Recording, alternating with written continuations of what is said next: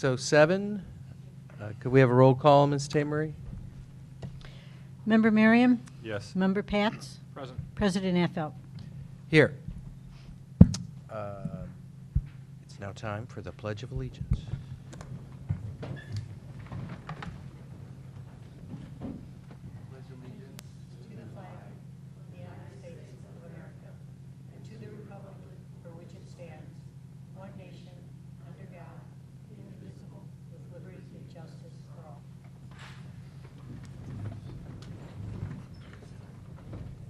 All right, welcome everyone.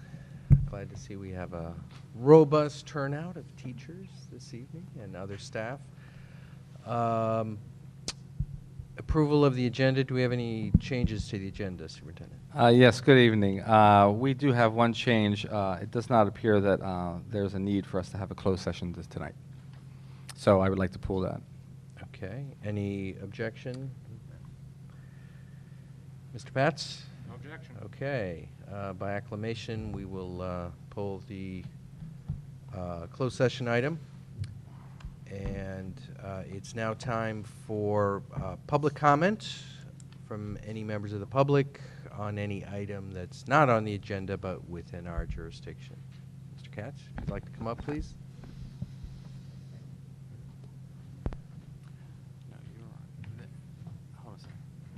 Just for you people, I'm a retired school teacher, and I've been bringing up issues with the school, Anna Yates, and I've been kind of negative, but I have something very positive to say. I have 4 performance recommendations that I'd like to make. Boy, this thing's low. Can I pull it up? Oh, there it is.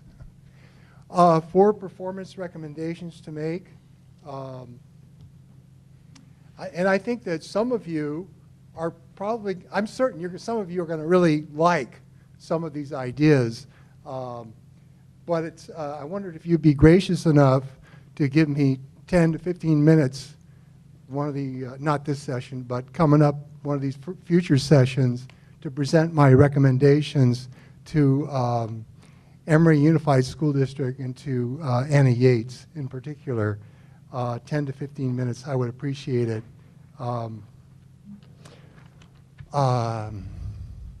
Maybe give me a thumbs up or a thumbs. We'll certainly consider it. We certainly want your input, and so let's talk, you and I and the superintendent, about the best way to present that. And take your 3 minutes tonight. Okay. Well, since it's kind of up in the air right now, I'm gonna move on and not talk tonight. I'll wait till we talk. Mm-hmm. You say you want to talk? Yeah. We want to figure out how to get your input. Good. And how to present that. That sounds good. One last point. I brought this point up once before. There's a signal by Anna Yates, by Arizmendi, and I pointed out that some cars do not stop, okay? And this is the second time I brought it up. And I just want to save one parent some great heartache, because I've seen it happen before at a school in Oakland Unified where it was a young adult was killed at a pedestrian walk right outside of school. So I'm trying to save you guys some heartache, okay? Police should be issuing citations to cars that don't stop. And there's 2 signals. There's one by Arizmendi that you push and the light blinks. And there's another one a little bit closer to, as you go from Arizmendi down toward Pack and Save, there's another pedestrian walk. And I've seen children taking these walks, okay? I see them doing it in the morning. And tonight I was on my bike and I was waiting to go across, and 2 cars, they're looking at me and they just go right by me like I'm not even there. So just a heads up. Thank you. Okay, thank you. Other public comment on items not on the agenda? Can I call up, because I have to go home. Or you want to talk after? My web address, my email's on the web, jaffeld@yahoo.com. Oh, okay. You can email me. Am I good to go? You're good to go. My name's Evan Pippin, if you don't know me. I teach first grade at Annie Yates. And I'm sorry, Mr. Pippin, can I just interrupt 1 second, just so you know? I know, I'm sorry to interrupt you, just so point for clarification for the teachers tonight. Oh, sorry. You're certainly welcome to use public comment tonight, everybody. I just know that, I think that Ms. Lang asked you guys to come as part of her update, so she was gonna invite you up after she addresses the board. So you can use this time now if you want, but I thought, and I'm sorry we didn't communicate that to you. If you have other issues too, you can also talk about those, because I don't know what you're about to speak about. I just wanted to let the board know, and you know that the plan, Ms. Lang was Okay. going to make an update and have you guys come up, but you're Okay, certainly well, welcome to use this time. I'll wait for that time, but now that I'm up here, Yeah. I just want to piggyback his request for crossing guards. I think it would be a good idea because I live right by that intersection, and I've almost been hit also. So, just So crossing guards at at 41st, 43rd and San Pablo. 43rd. It would also probably be needed at 40th and San Pablo. There's all 41st and San Pablo. There's a crossing. Just to let you know. Okay. Helpful. Yeah. Right. I think the Arizmendi one is the one that's the most dangerous because there isn't a light close by and traffic goes really fast right there. Right. Okay. Thank you. Excellent. All right. Any other members of the public on items not on the agenda, like principal update or looping or? Yes. Hi, I'm Regina Chigoya, and I live in the city of Emeryville, on the corner of 40th and Adeline. And I would even suggest And you are also? I'm also elementary science teacher with Annie Yates. So, but I'm here about the crosswalk situation. I walk to work from 40th and Adeline, and going north on Adeline, I really believe there should be a stop sign, a crosswalk there as well, because that light is really short. And I've seen cars try to book it, and I've seen cars run the red light to get to San Pablo. So I know we're talking about like the actual San Pablo part, but I'm talking about Adeline and 40th. So you might want to look at the map and really pay attention to that area because the light is really, really short. I have to run to make it when I even get a pedestrian light. So please, thank you. I support the crosswalk situation. Okay. Good to know. Thank you. Any other members of the public who'd like to make a comment? Okay. All right. That concludes our public comment. Time for board reports. Do we have a CSEA report? How about an ETA report?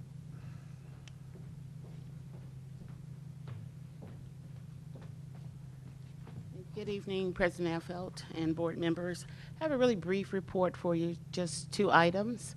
As promised, I told you I'd give you some feedback as far as our PD in the last PD. It seemed that, once again, it's a hit or miss kind of situation. It seemed to work well for lower grades, and we still need to work on doing better by our secondary teachers. And so I've had that conversation with Dr. Rubio, and we're going to convene a committee and look at better ways to address the secondary needs. So we're looking into that. It was also brought to my attention that there seems to be a bit of a gap with teacher absence reporting. When I brought the attention to Dr. Rubio that we needed an automated system, much to his credit, he was on that and on top of that, and we got it fairly quickly.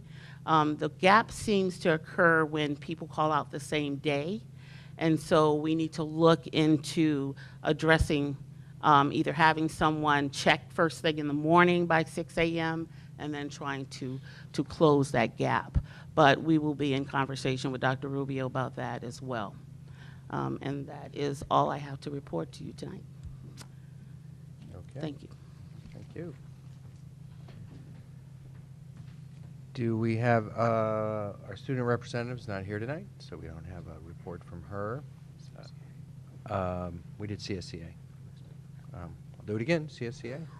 No. Superintendent? Good evening. I just have one item I wanted to report on. I had the distinct pleasure of being at the high school yesterday during the girls softball game, and I just want to report to the board and to the community that our girls played a very competitive game, and they were playing, I think it was College Prep, which I believe is a private school, and it was just great to see them work out there working so hard competitively and as a team and doing their best. So just wanted to share that with the board for tonight. Great. In terms of a board president's report, I skipped last time mentioning, but I think I'll just mention briefly here, and I think it'll be a bigger issue and discussion at the city schools meeting in April. But the superintendent and I went to Washington about a month ago with the mayor and the city manager, and had 2 days of very fruitful conversations with a number of federal officials about mostly about grant programs and federal streams of funding that we could help Emeryville, mostly the school, some of it city and transportation related, but 80% of it was talking about ECCL, potential grant funding for full service community schools, after school extended learning programs that the federal government has, and you know, it's all sort of much of it is up in the air because Congress is not getting along very well these days, and particularly when it comes to investing almost anything in the federal budget. So whether or not new funds are going to be appropriated remains to be seen. But it does seem that it makes sense to at least have a conversation with the community and the city about whether we should try to become what's called a promise zone, which is a first step to a certain certification to then becoming a promise neighborhood. And we certainly qualified. That's what we were told. People thought we fit the profile of a low-income urban area that has a lot of assets and a lot of community and city folks working together, that people were very excited about the city schools partnership and what we're building with a full-service community school. You know, that's one area that I think we ought to explore, seeing how we could qualify as a promise zone, and that would enable us to get ahead of the line for federal grants down the line. So it's sort of, you know, these things are, I guess I remain somewhat withholding judgment as to, you know, how often it makes sense to go to Washington and try to, you know, spend our money to go get money. But we'll see how well our Townsend Public Affairs performs for us in the follow-up, because that's going to be the key piece. But I do know on my own job, you have to go out and have a lot of conversations in order to find some connections that bring in funding. And from Washington, I went to New York. On one of those conversations, it looks like it's going to come through for public advocates anyway. So and that was about the third round. So I think we'll have to wait and see what if anything comes out of that. But we certainly got a lot of useful information and found out a lot of potential leads for the future. So stay tuned. We're on to the consent calendar, and are there any items that any board members want to pull from the consent calendar for discussion?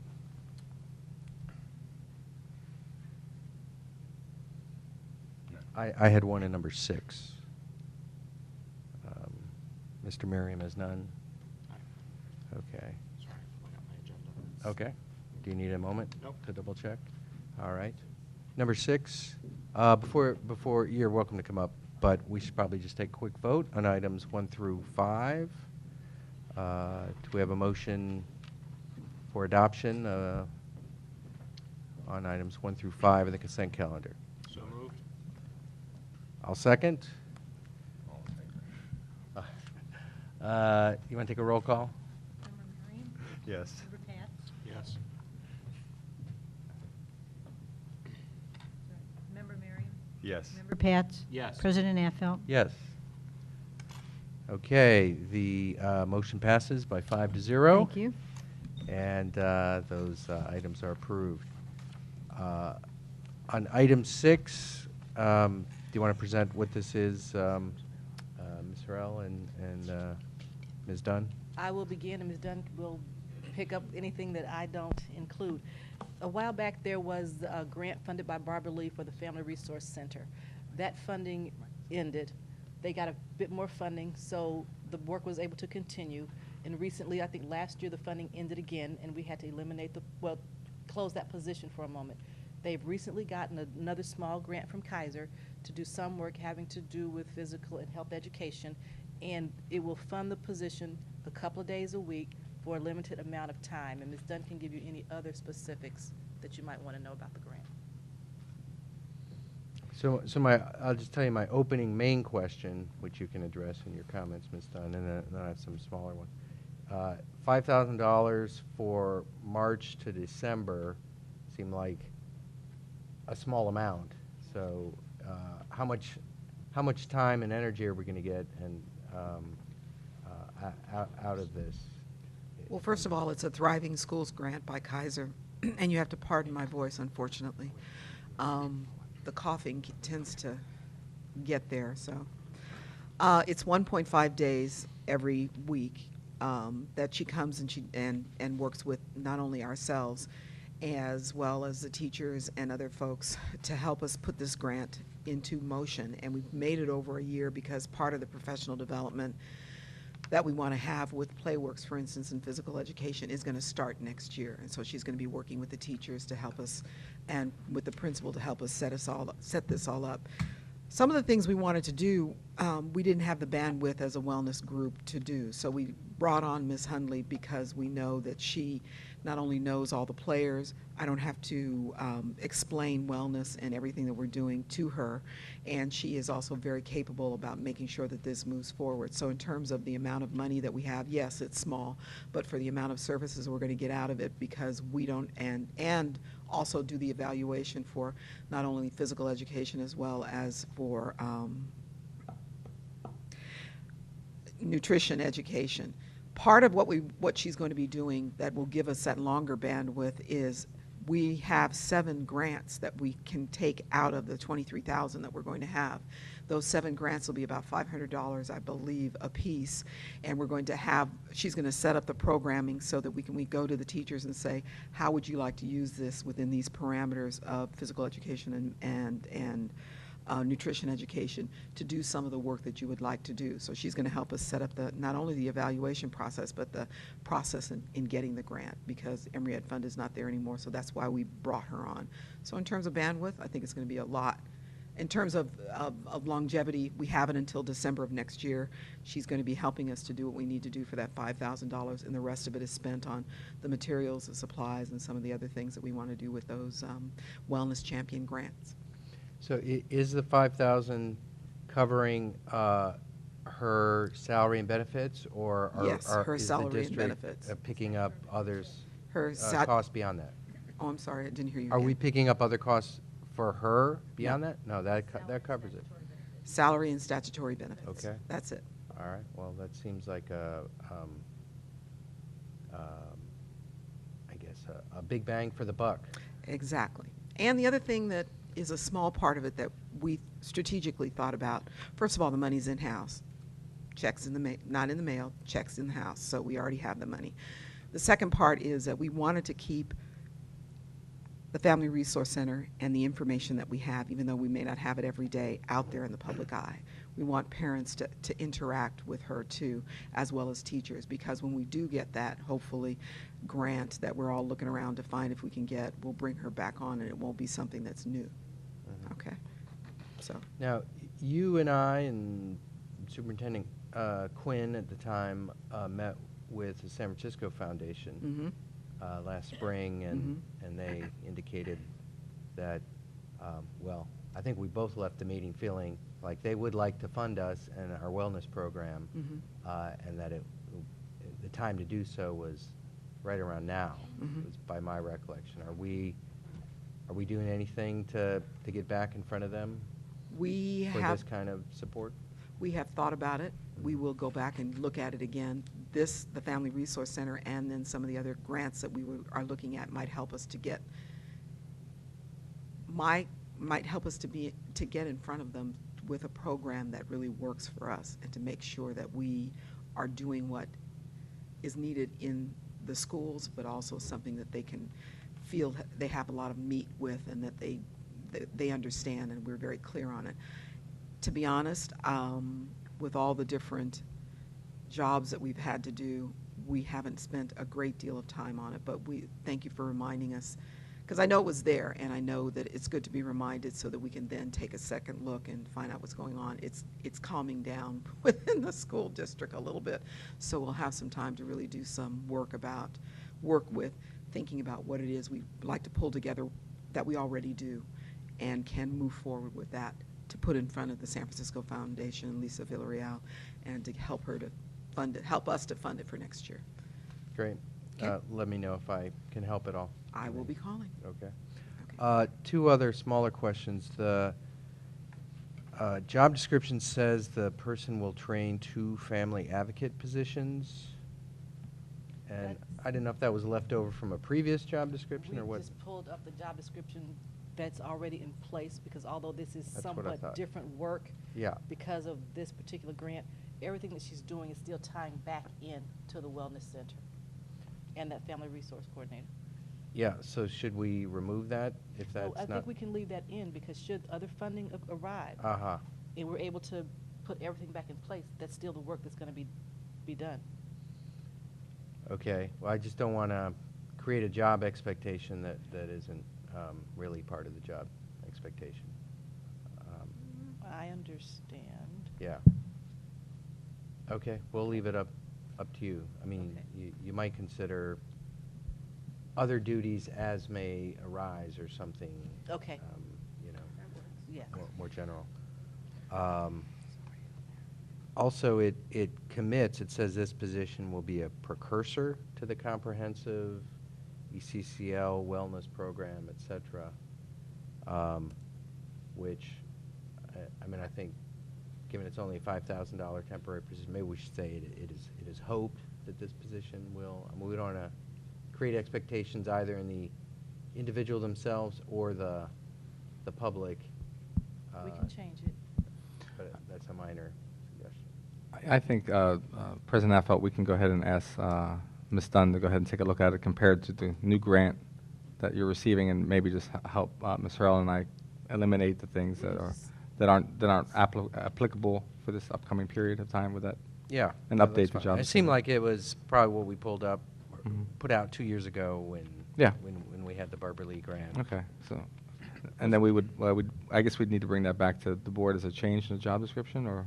It can be, the extension, because the money is here, that can be approved. We can just bring back a modified job description for this small amount of Okay. $5,000 work, and when other funding comes in, if the original position is put back in place, that job description still exists. We can just bring back something modified for the Kaiser grant.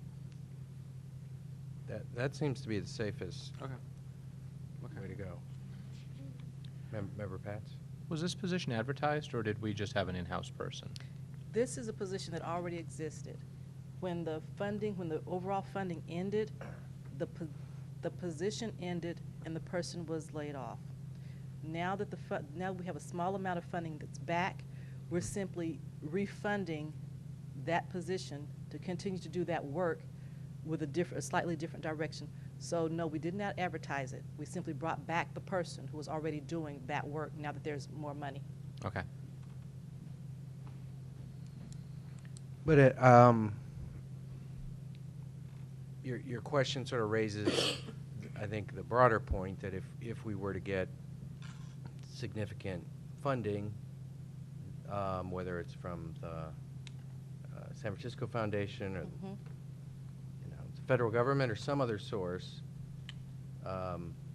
then it probably warrants the superintendent and the staff thinking about what is the new, is it the same job description? Is it a new job description? We can look at that, but once a person's been laid off, they have a 39-month reemployment rights. So we would definitely have to look and see how significantly different the new position would be, and that person would still be entitled to be considered for that new position. Of course, yeah. And we could do a reclass at that time. If we need to. Okay. Any other questions on this item? Okay, so I think we probably need a motion to approve the slightly modified job description to be finalized by staff for the family resource, for this $5,000 grant Okay. from Kaiser. Do we have a second? Second. You want to take a roll call? Ms. Tamery? I'm sorry, can we clarify what we're voting on? We're voting on a job description, which looks like this, but will be probably pared down slightly. Well, we're also voting on the temporary extension of that position from March to December because of the new funding, with the modification to the job description for this small amount of time. Yeah, I don't know that we need staff to modify the job description. I think it's, the person can step in and do the jobs that they're capable of in the time allotted. So I'll throw that out there. So, so are we voting on modifying the job description, or are we voting on the position? The main piece is the extension of this temporary, limited extension of the position is the main piece. With that came the recommendation to modify the job description for the limited work for the limited amount of time. But it's really extending the position because a while back, the position, when it was first ended, it was extended again because more money came in, and then it was ended. So now we're sort of doing the same thing. We're simply extending it again with a smaller amount of money. Let me ask this, and maybe I'll withdraw or amend my motion. Does Ms. Hunley, you've already put her in this position, is that right? She's been in it. She's the one that she was who was laid off Yeah, right. from it. She's who you brought back to refill the position. Well, this is, each time we Yeah. got the extension, she continued in it. Yeah. Does she understand the difference, if any? It seems that there is a difference between this job description and what she's supposed to do under this Kaiser grant. And maybe you can answer that. And if so, how have we communicated that to her? The duties are going to blend, but she does understand it. We worked together on actually writing the Kaiser grant together. She's helped us to look at some of the different ways that we could put this together as part of the Family Resource Center.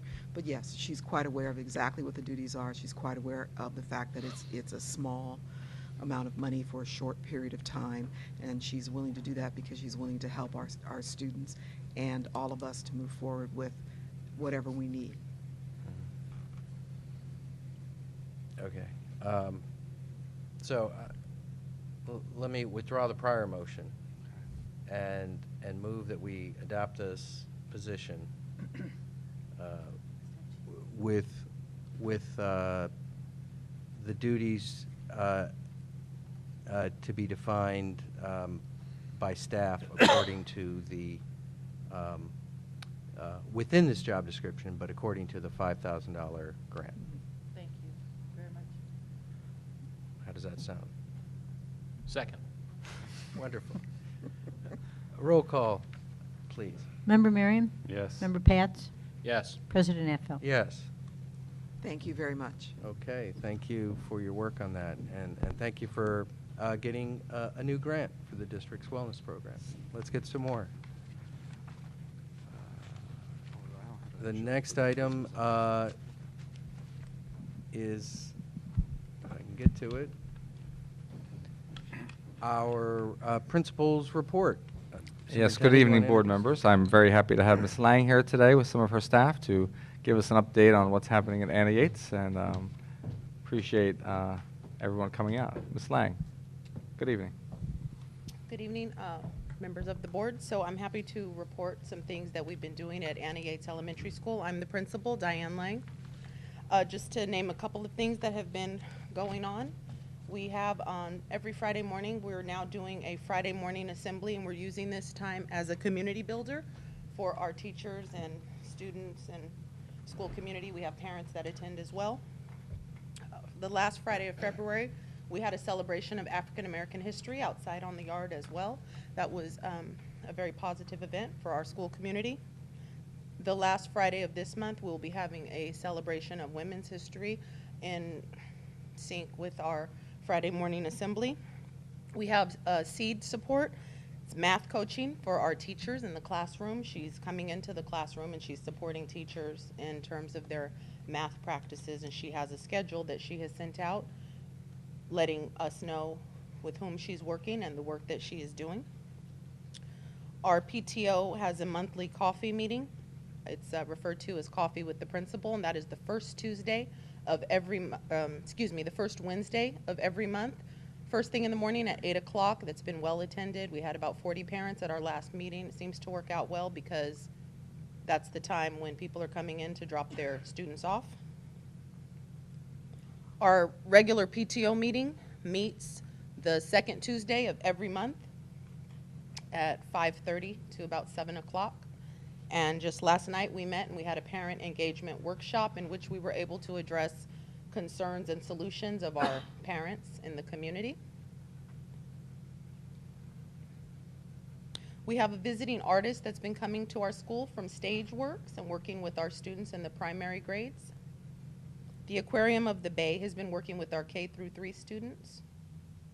The Berkeley Repertoire Theater has been coming to work with our students as well. We have a Science for Girls program that has been working with our 3 through 5 students, and we have just been approved to work to also have the Science for Girls work with our K-2 students as well.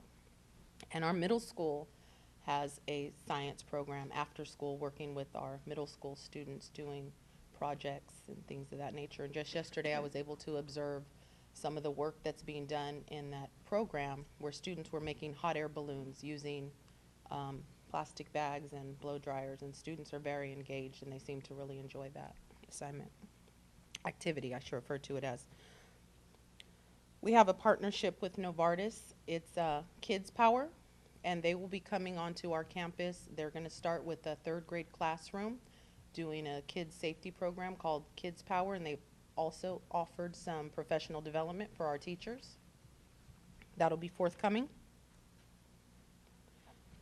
I'm sorry, what is the Kids Power about? It's a school safety program. It's about being safe and having safe and positive interactions with other students and other people.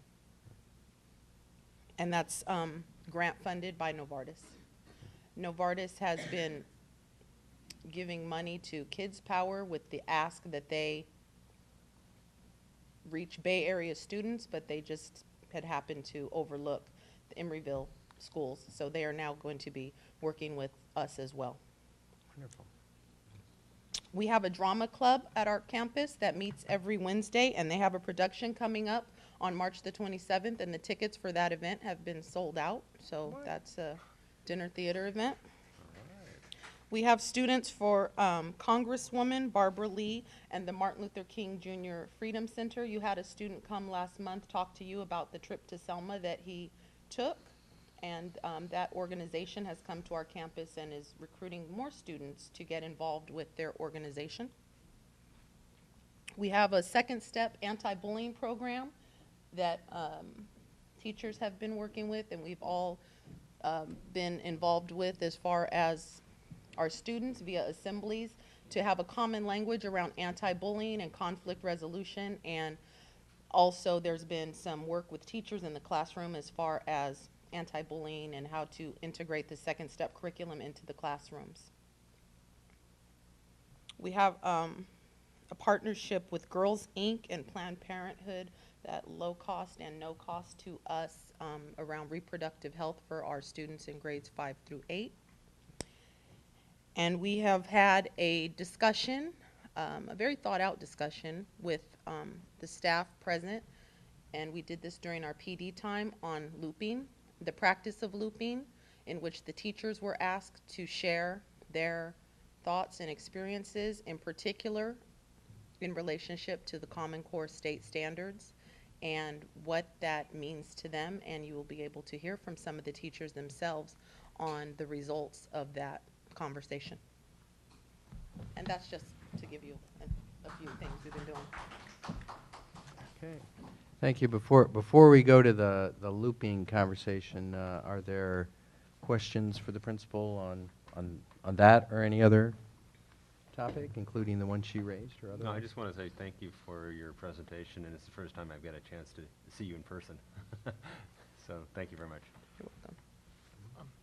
I have more comments than questions. I just want to commend you on the work you're doing. I keep hearing from the community on how wonderful the Friday celebrations are, and I think that's great. And I think that's a wonderful thing. And then the coffee with the principal has also gotten rave reviews from some of the district's harsher critics even. So I think that's really just it speaks well. And then on a personal note, my wife works from home and we live next door to the school, and she particularly enjoyed hearing the kids on the last Friday in February, and so that was a real positive. So keep it up, and we're very impressed. Thank you. Thank you. I also want to commend you on your efforts to build community at the school. I think the Friday sessions are wonderful. I make them whenever I can. You recognize Students of the Week, and that's an important part of that, and the students feel engaged. And so I think that's been a really significant improvement, and I hear from teachers that they appreciate that community building as well. The coffees likewise, and I think that as Mr. Labasse was explaining to me, that you put the notices in the packets of the coffees, but those don't always reach me. So I actually didn't know that they were regularly scheduled on the first Wednesdays. And you did a robocall, I think, before, but we didn't get a robocall, at least I don't, this time around. So I generally, I do a robocall. I initially was doing robocalls every Monday, but the robocalls are now going out maybe every other Monday. What I typically do is maybe Monday night, the robocall should be going out, and then immediately prior to our evening PTO meetings, there's another robocall that's coming from me just saying, don't forget, PTO meets tonight. So you should be getting a robocall, but if you're not, I'd like to double check your contact information with Okay. in Aries, because that's how we yeah, communicate. unless we fell off somehow, because we certainly were getting robocalls. Okay. But I think robocalls for reminding people about the coffees as well is a particularly good idea. And I think we should invest in some kind of weather-protected bulletin board on the back gate, because we have a bulletin board. If you come in the front of the school, there's notices, including for these board meetings, but the coffees and other things. And if your interaction, like mine and other parents often is through the back, then you don't necessarily see the notices in the front. Okay, that's an idea. So I think we should invest in that and put notices up in both places. Okay, that sounds good. We can certainly work that out. A question on the well, just a notice about the way the looping was notified, and then we want to hear from the parents or the teachers on that.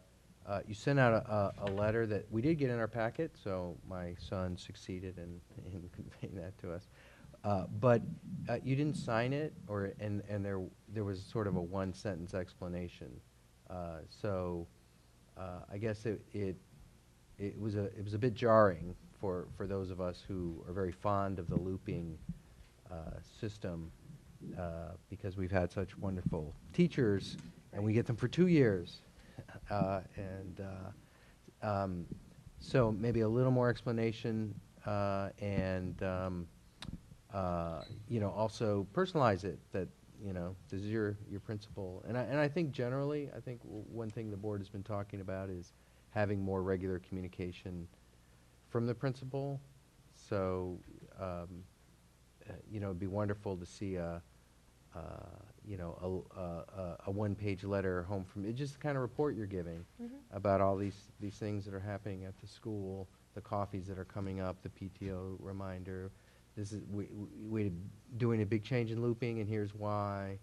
I think that also can help build community and engagement. One of the things that we spoke about at the PTO meeting, there are 3 committees that we're going to start off with. We're going to do a fundraising committee, academics, and communication, and so it's my intention to start up a newsletter.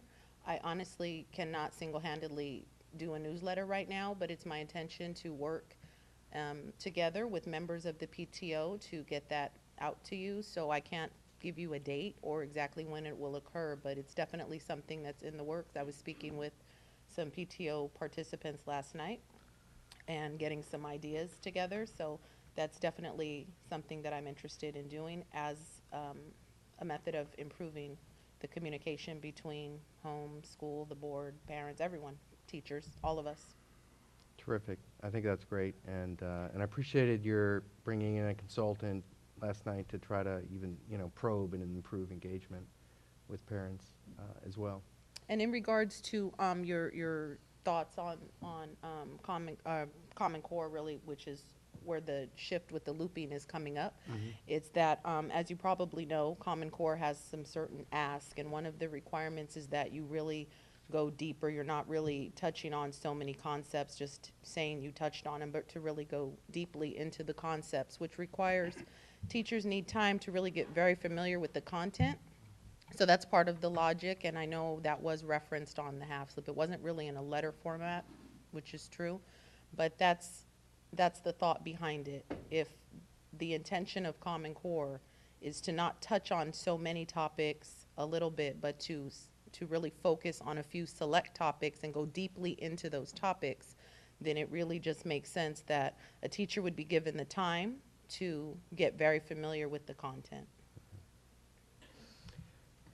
I appreciate that explanation, and it certainly makes sense given the new shift in demands in Common Core and that are coming our way, that are already here. I had a specific question about the bullying as well, the second step bullying, and I can tell you that my son has adopted a new vocabulary, and just I've noticed in the last 2 months more aware and thoughtful. So that is having an impact, and you made him more thoughtful. So thank you all for that. Have you given any, I know I saw you had a session for bullying prevention or something for parents to come in. Right. And I guess I would suggest that you also think about how to educate parents on the vocabulary that their children are being exposed to, whether it's a simple guide or maybe it's even some online references or something, so that parents know what our children are learning about bullying and what are they being told in terms of how to speak to adults or which adults to speak to about it. So that would be a recommendation or thought. We've had 2 sessions for parents regarding the bullying, and the person who is really facilitating the training on the anti-bullying program and then the second step has also been present at our morning coffees for that purpose. That's great, yeah. So if there's an interest in those resources, I've invited him to be there. He was at our last one, which was, like I said, it's the first Tuesday of each month. He intends to be at our next one because we really wanted to make sure that this training was not kind of a one-hit wonder type thing, but something that was available for our staff and for all of our stakeholders over a span of time. So for the duration of the school year, he will be present at our morning coffees, and he'll come back to the PTO meetings as well. Whenever I invite him, He tries to be there unless he has other commitments. So he is available in the mornings, and he sat with us at our last coffee meeting for that very reason, to make parents aware of what the resources are, the common language, and what's being offered to our teachers and our students and our parents. That's great. So if, on your notices, maybe you can, for coffees, you can also let folks know, if you're not already, the bullying consultant will be there to discuss the bullying curriculum. So people, that might be a reason that some people come.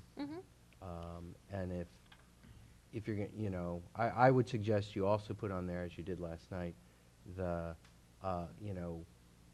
happy to discuss looping issue or whatever things that you think people are looking for information about, kind of the timely topics, as it were, that they might want to talk to you about at the coffee.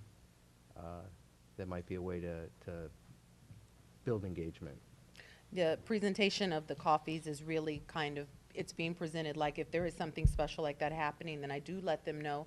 But the presentation of the coffees is really like, this is our school, these are all of our kids, our common denominator, our students and their growth and really developing strong kids. So it's being kind of open a little more generally. I can definitely include some specifics, but it's being open generally, like we want you to come in, we want you to know this is our school, and that together we can achieve so much more. So not to be cliche, but just really, we want the parents to come in, and if there was ever a feeling or a time where they maybe did not feel welcome in, I want them to know the time now is they're welcome, and we want them to come in, and without them, we're really not going to be able to achieve nearly as much as we can with them.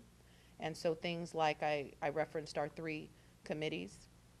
We can only get so much done single-handedly, but together we can really accomplish a lot. And so I'm just trying to make sure that everyone knows that they are welcome. And I do include some information, but I appreciate your input as far as some specific things that might really help to engage parents. And we did have a very small number of parents come out initially for the anti-bullying workshop that was held in the evening. The morning coffees are much better attended than the evening, but we had about 20 parents last night, so we do have people come out, but we have more people come out in the morning. We had about 40 people in the morning, and I compared the sign-ins. Those are 40 different parents, so together I saw 60 parents in about 2 weeks. So definitely receptive to how to better engage them and what their concerns are, and basically let them know that I am here to listen and figure out what their concerns and priorities are and how they align with the priorities and concerns of us and the teachers and all of us together.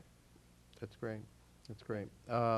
Yeah, so if you're bringing a resource like the bullying consultant, or maybe, I don't know, one of these other school safety or the Girls Inc. folks. Let them know. Yeah, just let folks know. So Definitely. come out. Any other questions from? I'm Ms. excited Dunn? to hear from the teachers who are waiting. Yeah. Superintendent, I just want to see if you had. No, thank you. Okay. Anyway,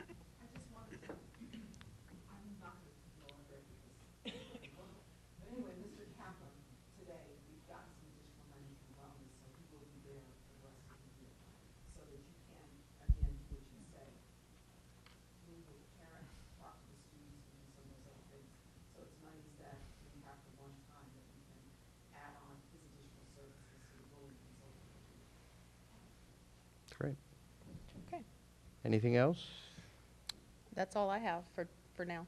Okay. All right. Well, I think we But want I to hear have, from.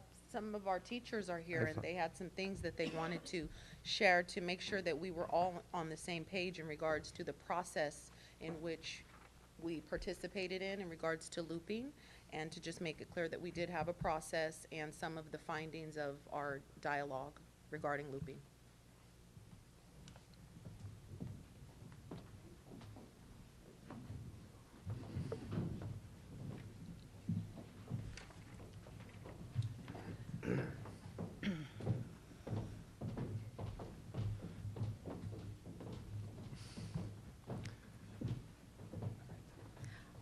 My name's Camille Paris. I'm a second grade teacher at Anna Yates. I have to leave, so I wanted to go first and just have my input.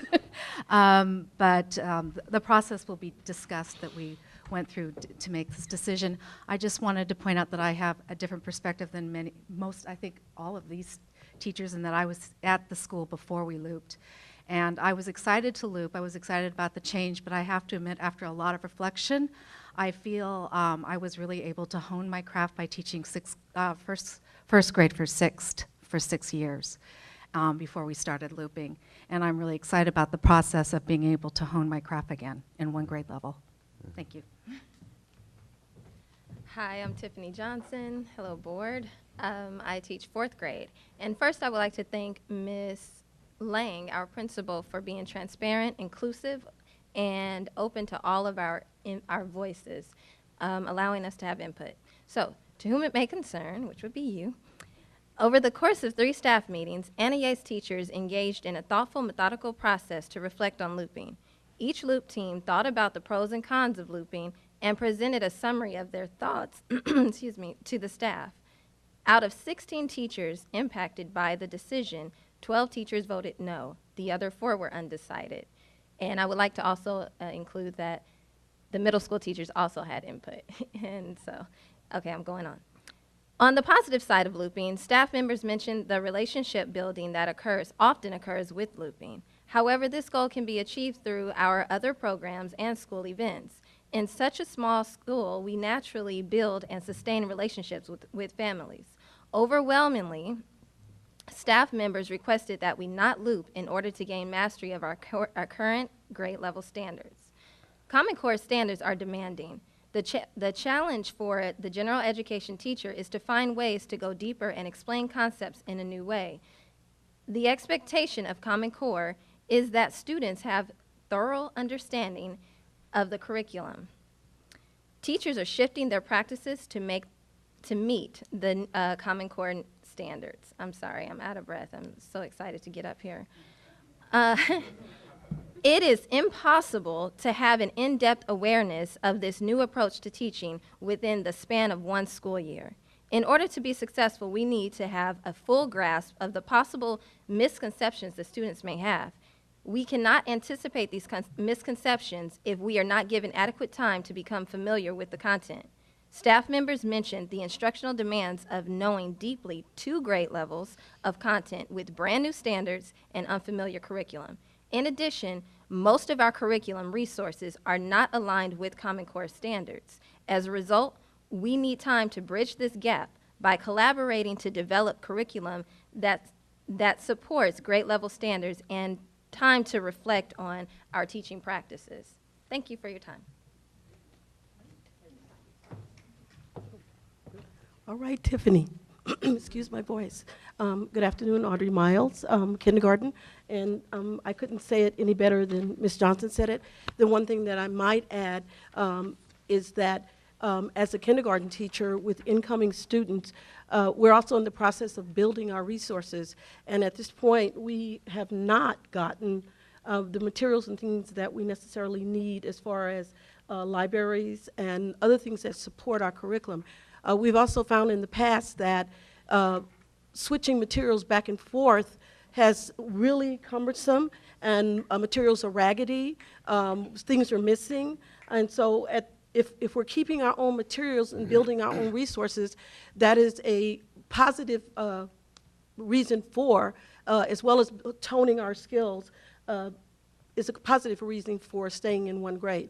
And I personally feel as kindergarten, and I did that for at least 8 years before I came to Emeryville, I think that I will want to stay in my grade level and hone my skills some more and provide the best incoming services for kindergarten so that I pass them on to 1st grade where they're well prepared.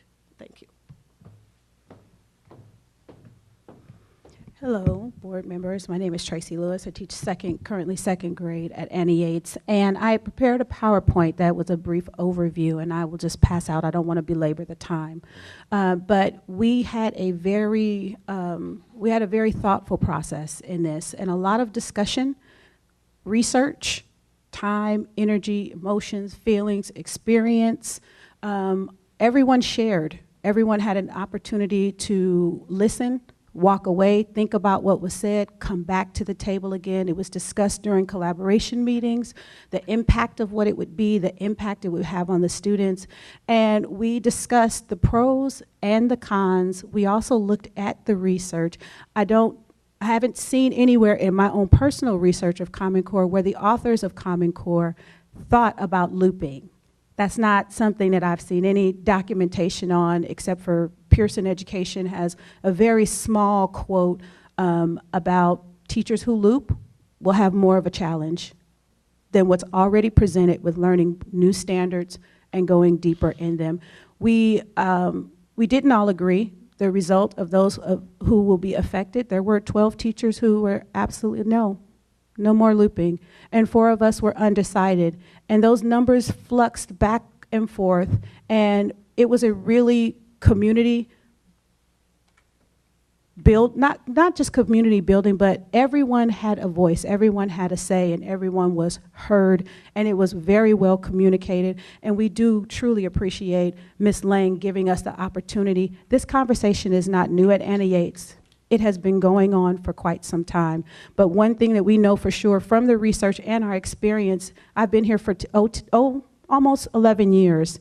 We've looped every year that I have been here. The research does not support us looping for that long period of time. There is a period where teachers need to pause, refresh, recalibrate, and then pick it up again, possibly in the future. Thank you.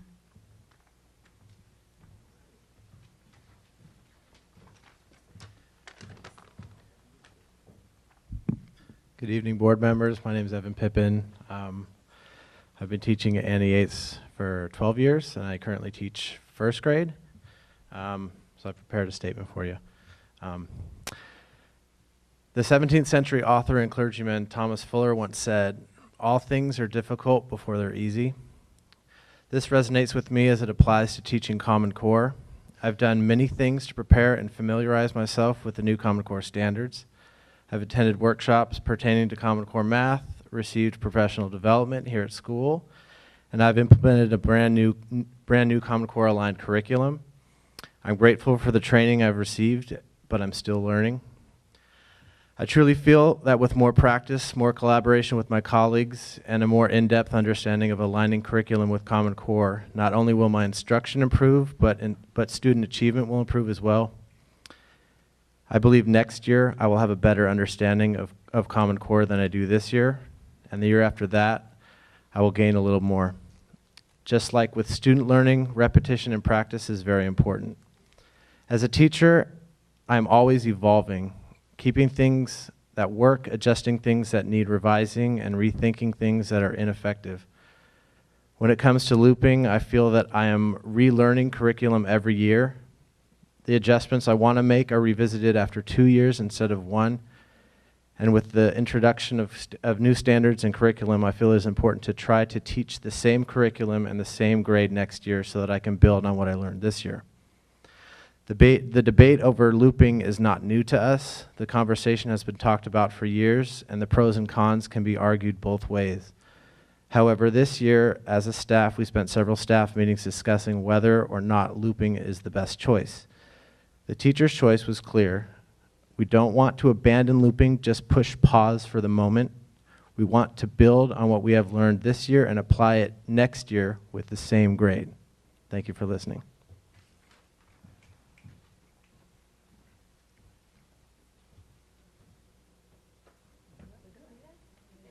Is that it? We got one more. In the 1970s, a great band of poets known as the OJs said, "Give the people what they want."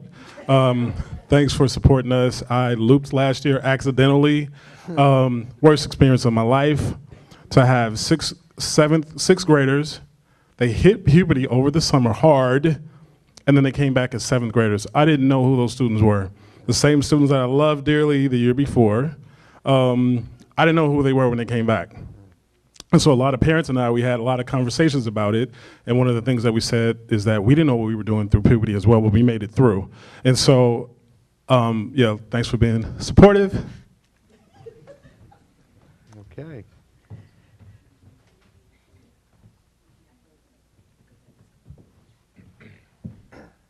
My name is Anjali Kamat. I teach 7th grade language arts and social studies.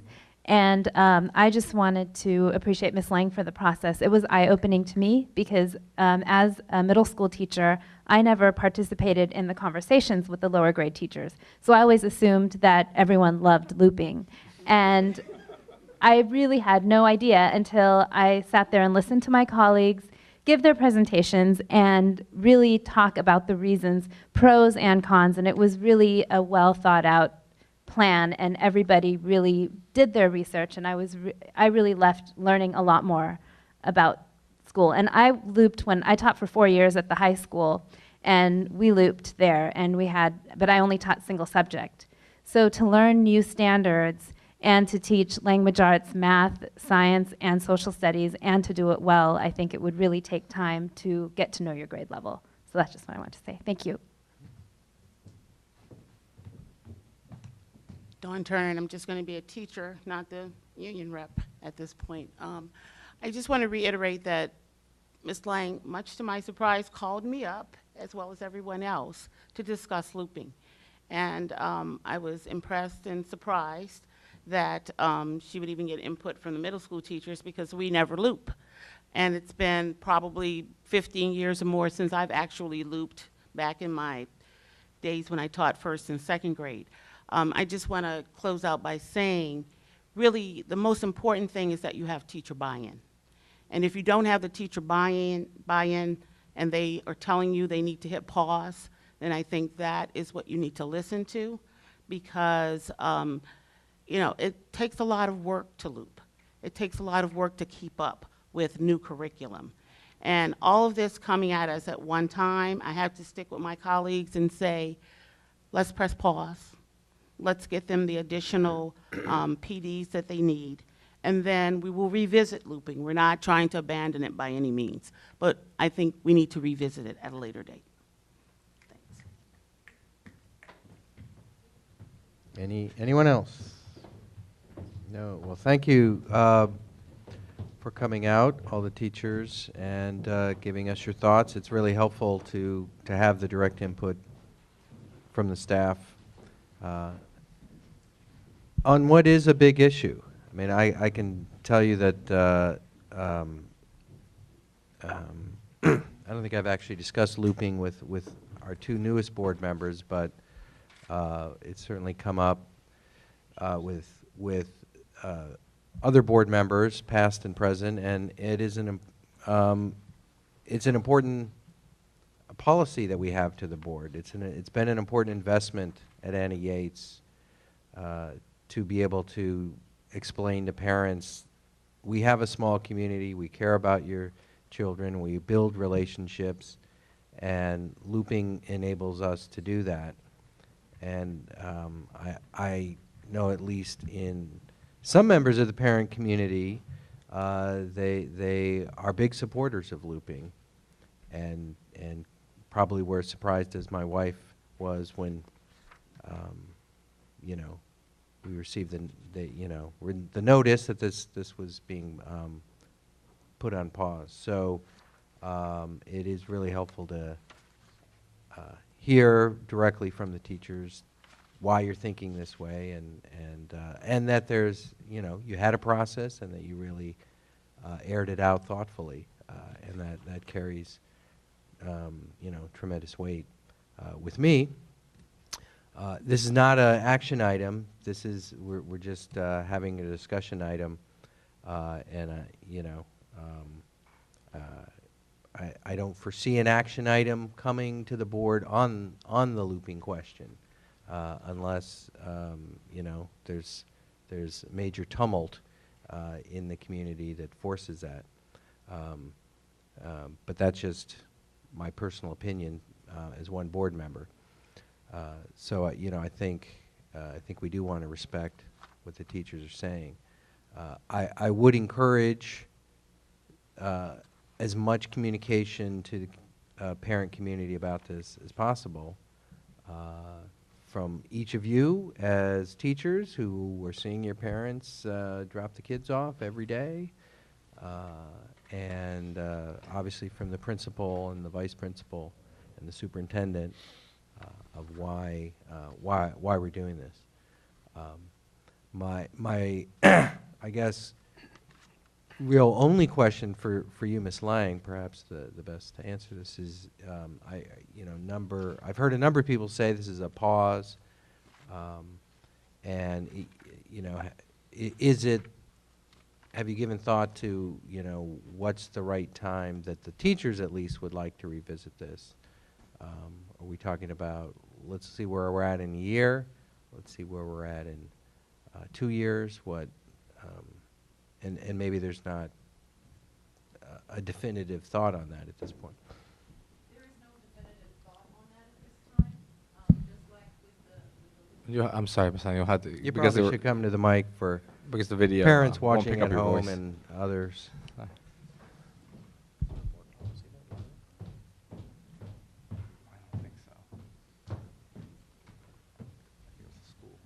In response to your question on when to hit the play button again on looping, there's no definitive time. Just like there was a collaborative conversation on the decision to pause. In the spring, typically, in most schools, you start to think about the fall and the next year, and that's what we did this time. And in the spring of next year, we would definitely reconvene and have a conversation once again as far as where are we in regards to Common Core. It really lends itself to some of the needs that we have as a site in regards to our curriculum, in regards to our language arts program and our math program and things like that, because those are some of the needs that we have at our site, to just state a few. So it would really be helpful for us as a school community and the work that the teachers do to be able to delve deeply into the curriculum, revisit what their experience was, being able to teach the same grade, delving deeply into the curriculum and how they feel in terms of meaningful professional development in regards to that. So those are some of the things that we will discuss next spring in reflection on how this year has been. Well, on reflection of how the school year that we would be in, I'm referring to 2015-16 school year. So in the spring, we would kind of have somewhat of a similar process, and I think that our being able to get some of our needs in regards to our curriculum would definitely be helpful. Okay. Any other thoughts or comments from other board members? Yeah. Listening to your comments, and I was confused when you said it's not an action item, and are you implying that it's a board policy on looping, or is it just something we've always done? I think the board was quite involved in the initial decision to move toward looping. Whether there was a formal policy, I don't know the answer to that, and I'm not suggesting as a general matter that it's a board policy to dictate curriculum, because I don't think it is. But on something that significant or major, I mean, I think that's one of those areas that that a board could decide to get involved in if they really wanted to make a statement that we have a school that offers X, and we want our principals and our teacher to do this. But yes, so I don't have a definitive answer to your question. You know, this is one of those moments that things that sound really good ideas to people who don't teach and have the expertise and knowledge in teaching. There's a lot of things out there that sound like good ideas at the time, you know, and curriculum and best practices do wax and wane a little bit, but it always comes back to exactly what you talked about. It's, you know, it is relationships, it is rigor, it is relevance, but it's that last one that people leave off too often, and that's that reflection. And I think nobody is in a better position to reflect than the people who spoke this evening, and I thank you for that. And to me, that's the most meaningful part of teaching, is you reflect back on what you have done. You know, we talk a lot about standardized testing and the challenges with them and the value of them, and you know, this is one of those moments where, to me, it just gives you a chance to reflect on what's happened. You know, not to take it on an individual basis, but to look at it collectively and you know, when we talk about practices like looping and things, it should be coming from the faculty senate, from the school site council, and I hope to keep it away from this board as far as possible, other than in your updates, because it really is, you know, it's pedagogy, and you guys are the experts. So thank you, and it was very powerful to hear you speak this evening.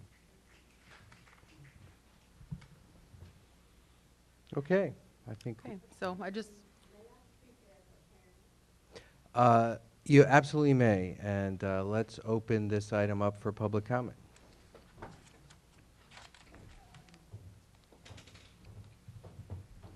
Thank you, Ms. Lang.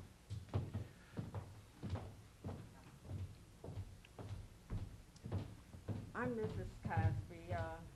I have 2 grandchildren at Can you but just they speak are- stand a little closer to the mic? I think it'll pick you up. But There you they are 8th graders.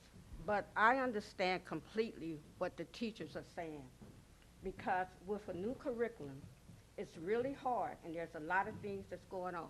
These teachers not only have the curriculum that they have to learn, you also need to keep in mind there's the special ed class there as well, which you all decide, well, there are new faces there.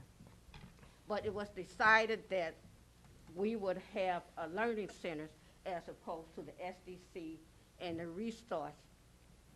And so with these students having a seat in the general ed, which the majority of their time is spent in the classroom, that is very overwhelming for teachers to deal with that, new curriculum and everything else. And as much as you may love a teacher, because believe me, I have loved several teachers at Antioch. If I had my way, I would put my child in their room every year. But I know that's draining.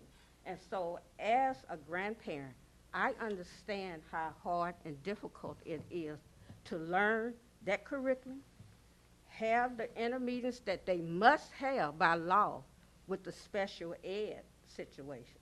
So I don't think, my opinion, that the board should hold up anything. I think it should be up to the teachers, because they're the one in the classroom dealing with it.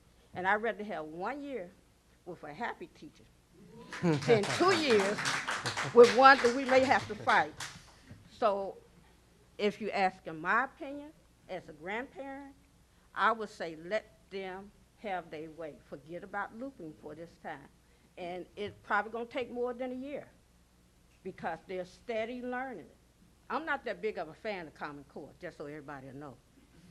But due to the fact that this is something new and they have to learn, there's already the fact that students are going to be losing out because a teacher cannot teach as well as they can or would have if they're learning the curriculum along with the student. They need to have their base fundamental in that situation so the students will be able to meet their goals on whatever the situation might be. So I, for one, are in cahoots with the teachers. And I believe strongly in there as far as that goes. And that is very important. And as is said, anyone that doesn't have to get up in front of students, stay up, study all these different things, they don't have the slightest idea. Like I say, I would love to have math several years with someone, but I also have to be understanding of what it is that they have to go through. And that's a hard, tough life. That I know. So please take in consideration and let the teachers, the principal, the school site do whatever they think is best on that note. Because if I had my way, that man sitting back named Mr. Riley, I would put my kids in his class every year. And that's not against you, Ms. Turner, because you're doing a great job too. So and I thank you for that. But they had him for quite a while. So thank you. All right, thank you for your comments. Do we have any other public comments on this item?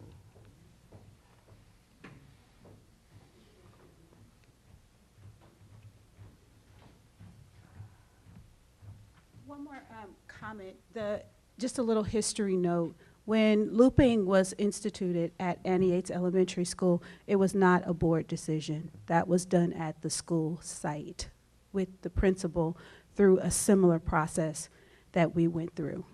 So just wanted to put that in there as a little bit of a history note, that the board did not make that decision. That was a staff principal decision for that time in that period.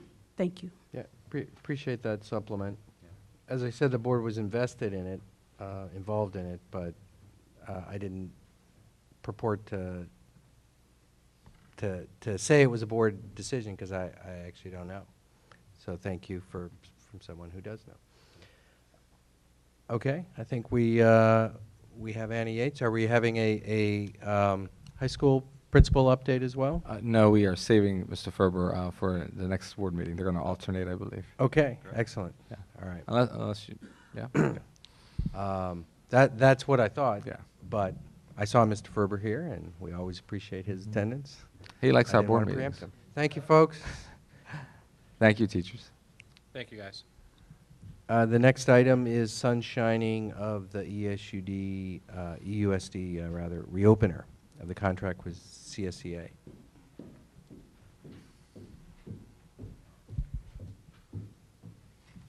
This is informational. The district is sunshining our reopeners. The contract has been settled for 13 through 16, but we're reopening for articles for 14, 15. We're reopening on salary. That's it. And can I go to the next item? Or not? Let's just deal with one item at a time, Okay. since that's how we've agendized it. Are there any questions or comments on this item? None? Is there any public comment on this item? Okay, now you can go to the next item. Okay. CSEA, again, we've settled for 13, 16, but for the 2014, 15 reopeners, CSEA will be reopening on salary and fringe benefits. Okay. Any questions or comments on this from board members? None. Nope, none. Any public comment on this item? Okay, these are just discussion items, and we are sunshining. So the sun has shined, and I think we can move on to our next item. Okay, It's the daylight savings. Thank you, Mr. O. Thank you. All right, and the next item is the EUSD Early Childhood Learning Center. We have Dr. Karen Steele presenting. Thank you for the opportunity to be here this evening to talk to you and give you a brief presentation on the EUSD Early Childhood Learning Center. This might be the first time that you've heard that term used, but it certainly won't be the last time. The information that I submitted in your board packet refers to historically how Emory has served their students age 3 and 4. In the past, we've had students, 1 or 2 students, up to 7, 8, or 9 students of that age level come to our district that have disabilities. And what we've had to do in the past is work with our partner districts in the SELPA, primarily Albany, Alameda, and sometimes Berkeley, to place these students in their particular programs and serve the students out of the district. But as a result of less placements being available because other districts are becoming full or at capacity, or some of our students had needs that the district felt like they couldn't meet, we have been in a situation more than one time where we didn't have a placement for a student. So this current year, we met with the YMCA of the Central Bay Area, who operates the Head Start program that's located in this building in the adjacent wing. They operate an infant toddler program as well as 2 classrooms of preschool. And so as a result of forming a partnership with them, we now have a model for our preschool age students that is very similar to the model that we have at Annie Yates, and similar to the model that we have at ESS. meaning that the students are fully included in the Head Start program, which is considered the general education program. There's a learning center here where students may leave that general education classroom or the Head Start classroom and go to the learning center to receive specialized academic services, instruction, as well as speech therapy or occupational therapy. But they spend the bulk of their day in that Head Start program being taught by the Head Start staff. In terms of what our partnership looks like, the Head Start staff members provide the bulk of the instruction. They make home visits, they meet with parents, they collaborate with our staff, and they participate in IEP meetings for these students, just like our teachers at Annie Yates and ESS do as well. The Emery staff, in terms of what they do, they provide the direct instruction for those students. They also provide consultation to the classroom teachers with regards to how to adjust curriculum or modify their teaching strategies for these particular students. They also provide whole class activities and professional development on any topic that's within their skill set that the Head Start team has indicated that they're interested in. The idea is that students that would attend the Head Start program who are residents of Emeryville would matriculate on to Annie Yates Elementary School. So in the past, we've had students placed, for example, at Albany, and they become connected to that particular school environment, and they assume that after preschool, they'll go on to a kinder program in Albany. And so oftentimes there's a lot of confusion at those transition IEP meetings when you're talking to parents about coming back to their home district, because they don't consider Emeryville their home district because they've spent 1 or 2 years in another school district where their child is receiving services. So how did we make this happen? Head Start, YMCA, excuse me, and Emory has sat down and developed a memorandum of understanding about how we're going to coordinate our services, how we're going to provide instruction for kids, or typically who we're referring to as co-enrolled. So some of the students are already Head Start eligible and in Head Start, and we identify them and then provide some special education services.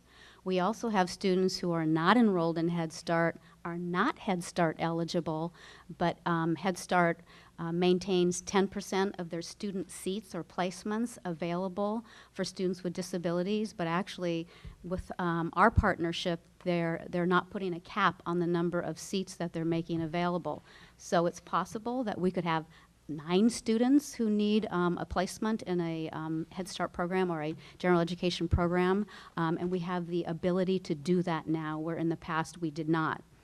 My understanding is, as well as that you'll be reviewing a facilities use agreement with regards to the YMCA occupying this particular building in terms of using that space. And so my presentation this evening will tell you a little bit about why it's important for our district to have that partnership, but I believe Pam Shaw is going to be coming at a later date to talk to you about why they believe the partnership with us is important to them. So in closing, in terms of the need to create a program to serve preschool-aged children was the direct result of fewer placement options. When another district says no, that they don't have space for us to place a student because we don't have the program in the past, we haven't had the program in the past, we've had to consider providing a home instruction, a home teacher.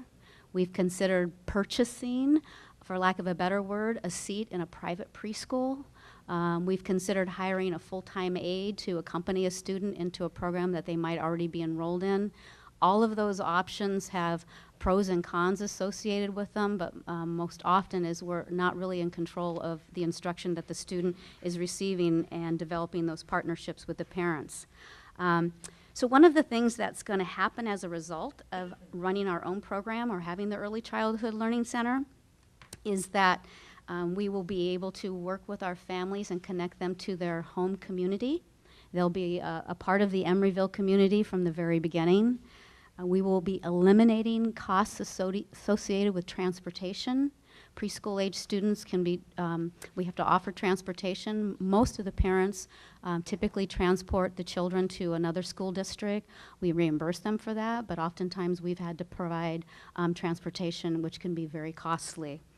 At the same time, we haven't had relationships with these parents. So as I mentioned earlier, when it comes to transition time, they only see me once or twice a year and showing up at IEP meetings. I don't have intimate knowledge of what instruction is going on with their student, any concerns that the parents might have or staff members have.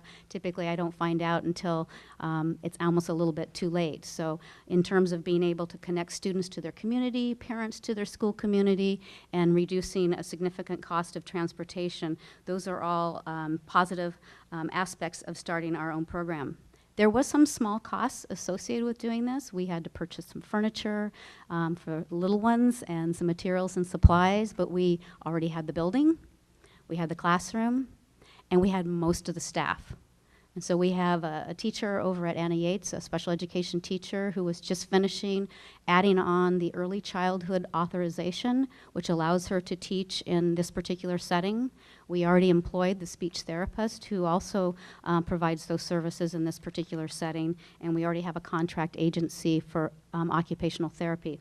We did have to provide some aid support because we had a student, we currently have a student with significant autism that requires aid support with regards to applied behavior analysis and behavioral interventions. Again, just a small increase. I'm trying to think in terms of anything else that's critical for you to know, but I think what would be important to recognize is next steps. If we're educating preschool age students in our community, where do they go after preschool? And so in the past, we've always educated or provided services for students with mild language impairments, and then students with more moderate to severe needs or have needs for a real language-rich environment because they know 10 words and they're 3 or 4 years old. Again, they went to other districts, but now those students are being served here. So as they move on next year to a kinder program, we've spent the bulk of this year developing the program that will provide support to those students when they come to Anna Yates. So we already have the Learning Center in place. These students are going to require more intensive services in the Learning Center. We already have the staff that know them because they've been providing the services to them here in this particular preschool setting, so they know their needs. They already have a partnership established with the general education kindergarten teachers by spending a lot of time in their classrooms working with them and also collaborating with them once a week through that special ed general education collaboration process that we have set up. Challenges that we know are still ahead is it's challenging to make adjustments to instruction, to modify instruction, to deal with some disabilities that are more moderate to severe. So we're going to continue to need to focus on staff development, and this is conversations that Dr. Rubio and others have been involved in throughout this year in terms of how to differentiate that instruction and how to make adjustments and how do we continue to provide that support. Our idea next year is, again, we will be able to meet these students' needs with just a small increase of staffing because we've been able to adjust the caseload with the staff that we have currently at Anna Yates. Are there any questions?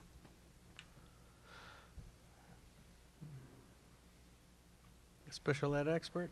No, This no is where I questions? don't want to step on her toes, so I'm going to be quiet. Okay. Member Marion? Go ahead. Any questions? I had a few, and I hope I don't step on your toes either. Oh, no. Please, feel free. I'd feel The- left out if you didn't ask a few. Oh, good, good. You can count on me. What were we doing before at Anna Yates? Were we not taking the moderate to severely, language impaired? That is students? true.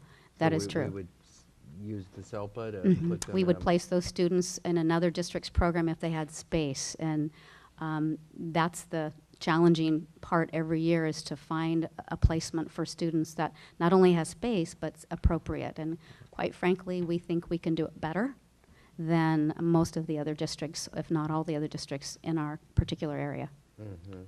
One of the biggest challenges is kids don't turn 3 at the same time, so projecting out and having space available is a real issue. And that was actually a challenge here as well, is because the YMCA wanted us to enroll all the kids that we wanted in their program before September 6th when school starts. But as you know, they turn 3 at various times during the year. So that was why developing the MOU was so critical, is so that we had a process in place that addressed the enrollment throughout the year and reserved a certain number of spaces in those classrooms for our students as they became age eligible. What is the training of the Head Start teachers to be able to deal with students needing special ed services? It's a great question. They actually have a full inclusion specialist who is on their staff who has worked in the early childhood Easter Seal setting with students with disabilities. The director of the program, Pam Shaw, is actually a former special educator and supportive of the full inclusion program and knowledgeable in that area. They routinely have ongoing staff development. I'm sure Pam could address that question better when she comes to present to the board. I believe it's in May is her plan.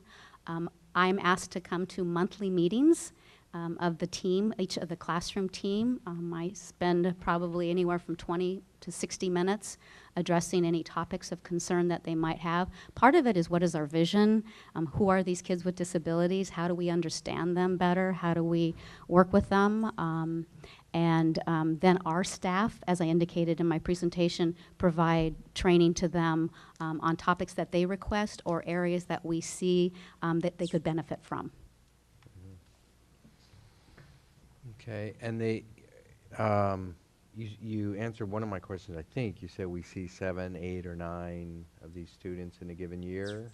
Is that at any one time, or is Total for the year. 3-year-olds, 4-years-olds, and 5-year-olds? No, that's total of 3- and 4-year-olds. So I looked back historically for the last 5 years, and because the SELPA keeps the data under district of service, since we haven't served these kids, that data isn't under our district. But what I've been able to find out is there's been a range of, over the course of each year, 5 to 7 students have become age eligible and for a preschool setting, and been identified as having a disability and needing that kind of placement. But there's also been years when we have 0 or 1 student. So the challenge was establishing a program that could exist and continue to exist when you have no students coming, or when you have 6, 7, or 8 students coming. So we couldn't really have staff assigned here sitting in the classroom with no students.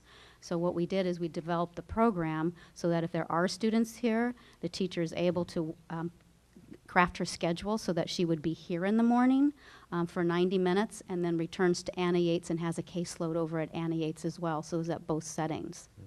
If the students are absent, that particular teacher goes to Anna Yates and provides general education student interventions. So we have a plan for pretty much every occurrence that we can think of, but again, we didn't think of everything in the beginning. We developed as we went over. One of the things I actually forgot about in the beginning was a preschool school calendar. You know, what are the days of attendance? Because there is no requirement for a number of instructional days for preschool. So we took the Head Start calendar and we took our district's calendar and married the two of them together. And what was it costing us? Do you have a sense before, under the prior system, on I an do. annual basis?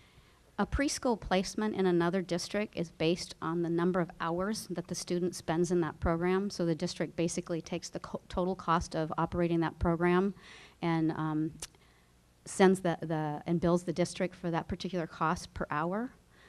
For each preschool placement that we made out of the district, the base rate without any of the additional related services such as speech and occupational therapy was $25,000 per student. A year? For 1 year. Transportation for a student, if we reimbursed a parent, could be around $1,200 per student for a year. If we had to provide the transportation ourselves, it's about $14,000 per student per year.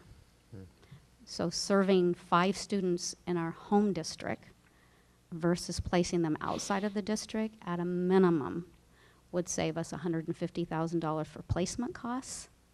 And then you add on transportation to that.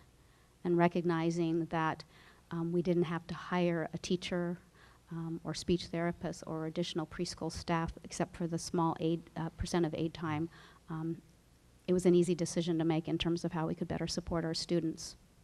and I've actually taken some of the preschool parents who are currently attending Albany, who are going to be going on to Annie Yates. They've actually come here for a visit and expressed their excitement and their appreciation for the district's vision to develop a program for their children here in the district, and expressed disappointment that they weren't able to take advantage of it last year because we didn't have it up and operating.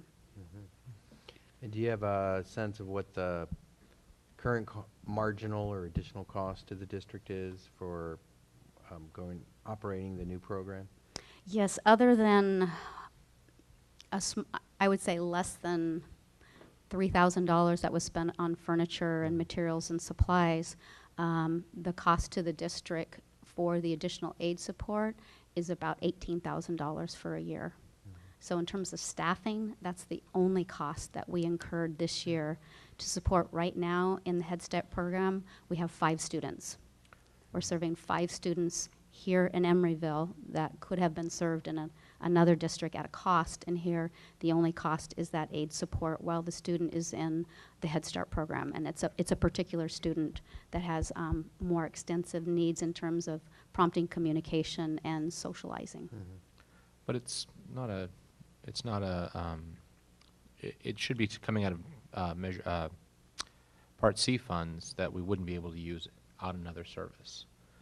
And so I don't know that you can think of it as a direct cost. I don't know what our measures, I keep saying measure, what our Part C funding is for the district, but I would think at a minimum it's 8,000, if not significantly more. The way that the SELPA distributes the money too is again where the students are placed and the district of service. So that's the district that receives the funds for that. So that will change, especially as we add a infant toddler to the infant toddler program here next year, where in the past we haven't been able to do that. We've had to look at programs in the community that run about $30,000 per year. And we're able to take advantage of a program here at no cost to us. I'm sorry. Okay, well, I have a question about your response, but you want to go ahead. finish your And then, comment? well, I was just okay. Ready? Go 1, ahead. 2. You Dueling said, so I'm gonna microphones. Go ahead. Well, so are you saying that it's a wash one way or another, where we send in the money there, or we receive the money here, or I mean, what's the impact on the district financially? So the SELPA gets funds from the federal government for Part C. They are not expected to cover all the costs of the Part C mandates. This is under IDEA? Under IDEA, yeah. Part C is the part that deals with preschool. But there are, and districts have a challenge sometimes spending their Part C monies. Sometimes they don't, sometimes they do, but it is really very specific only to be used for preschool programs. They don't have any flexibility. And so I hadn't thought about the fact that this would be passed through the SELPA, and the SELPA gets all our Part C money. We do get a small amount of money, and I believe Dora is going to be presenting soon, and I don't know if she remembers this off the top of her head, but I can certainly work with her and Dr. Rubio and get that information to you directly with regards to the funding that we have through preschool, the preschool grant. But on your comment on on infants, generally speaking, and I don't know the SELPA plan, we would only be, regional center usually covers the cost of most of the disabilities. It's up to us whether or not we incur students, say, who are, it's usually deaf or visually impaired. Right, the low incidence students, you're Right. correct. And we do have a student who meets that criteria right now. I knew that because we pay an agency that changed their name from Blind Babies to whatever it is now. Exactly. So, So our district is in the same position as most others, even the large districts, because again, you may only have 1 or 2 students Right. at that age level that has that need, and you can't have a whole program sitting there ready and available for 1 or 2 or 0 students on a year-to-year basis. So we take Right. advantage of agencies, and that's what we're currently doing this year. Right. Next year, the YMCA is going to be available to enroll in the toddler program as well. This year, we weren't quite ready to do that. We actually did have a couple of the preschool students start in the toddler program as they were enrolled in preschool, but they attended the toddler class as guests. The first couple weeks, because they were transitioning, this was their first school experience, their developmental levels were consistent with the toddlers that were in the classroom. But within a week or two, they'd outgrown that environment and they were ready to be with their same age peers. Nice. So, just because I'm being kind of slow on this, at the end of the day, are we getting 150,000, whether it's Part C or some other, that we were gonna that wash through to the SELPA, but now we're using it on our own program, some of which we're paying a Head Start, or, I mean, I'm just trying to understand Sure, the different flow in let dollars. me see if I can answer that. So we never get enough money to pay for Yeah, the services that are necessary. right, So that's the the general reality. fund is contributing to that. So what it really means is, instead of dollars being taken off the top before it's allocated out to the districts through the in and out placements through the SELPA, that's typically how student placements are done. And then the money is distributed, the remaining funds are distributed to the districts. The only time we're not getting that money, we're not spending that money, if I can say it that way. So we aren't getting $150,000 for these students. We're probably getting $15,000 to educate them, and we're spending the rest to send them someplace else to be educated. A grade level placement in another district is typically around $12,000 to $15,000. The preschool is higher because it's built around a different expenditure model through the SELPA. So I'm not sure if I answered your question completely. Are we losing less money? There you go. We are absolutely, Okay. absolutely losing less money, but we are actually spending significantly less money to educate our students, and we're becoming connected to them and their families and providing what we believe is a great service. No money spent on children is a loss. Okay, well, that answers my question. Are there other? I want to say thank you, Ms. Steele, and to you and to the learning support specialists and to the teachers who have these students in their classrooms, because I think while I know it's hard, it's a challenging structure for everyone. It seems to me that it's the best thing for the children that we have to make those connections to our own residents. And you are, the program is also helping us at the same time be more fiscally responsible, so thank you. It truly is, and thank you for the recognition of that and of the team that's doing that great work, and our appreciation to you this year for the support in allowing to make that happen. Do we have any, thank you, any public comment on this item? One or two? Okay.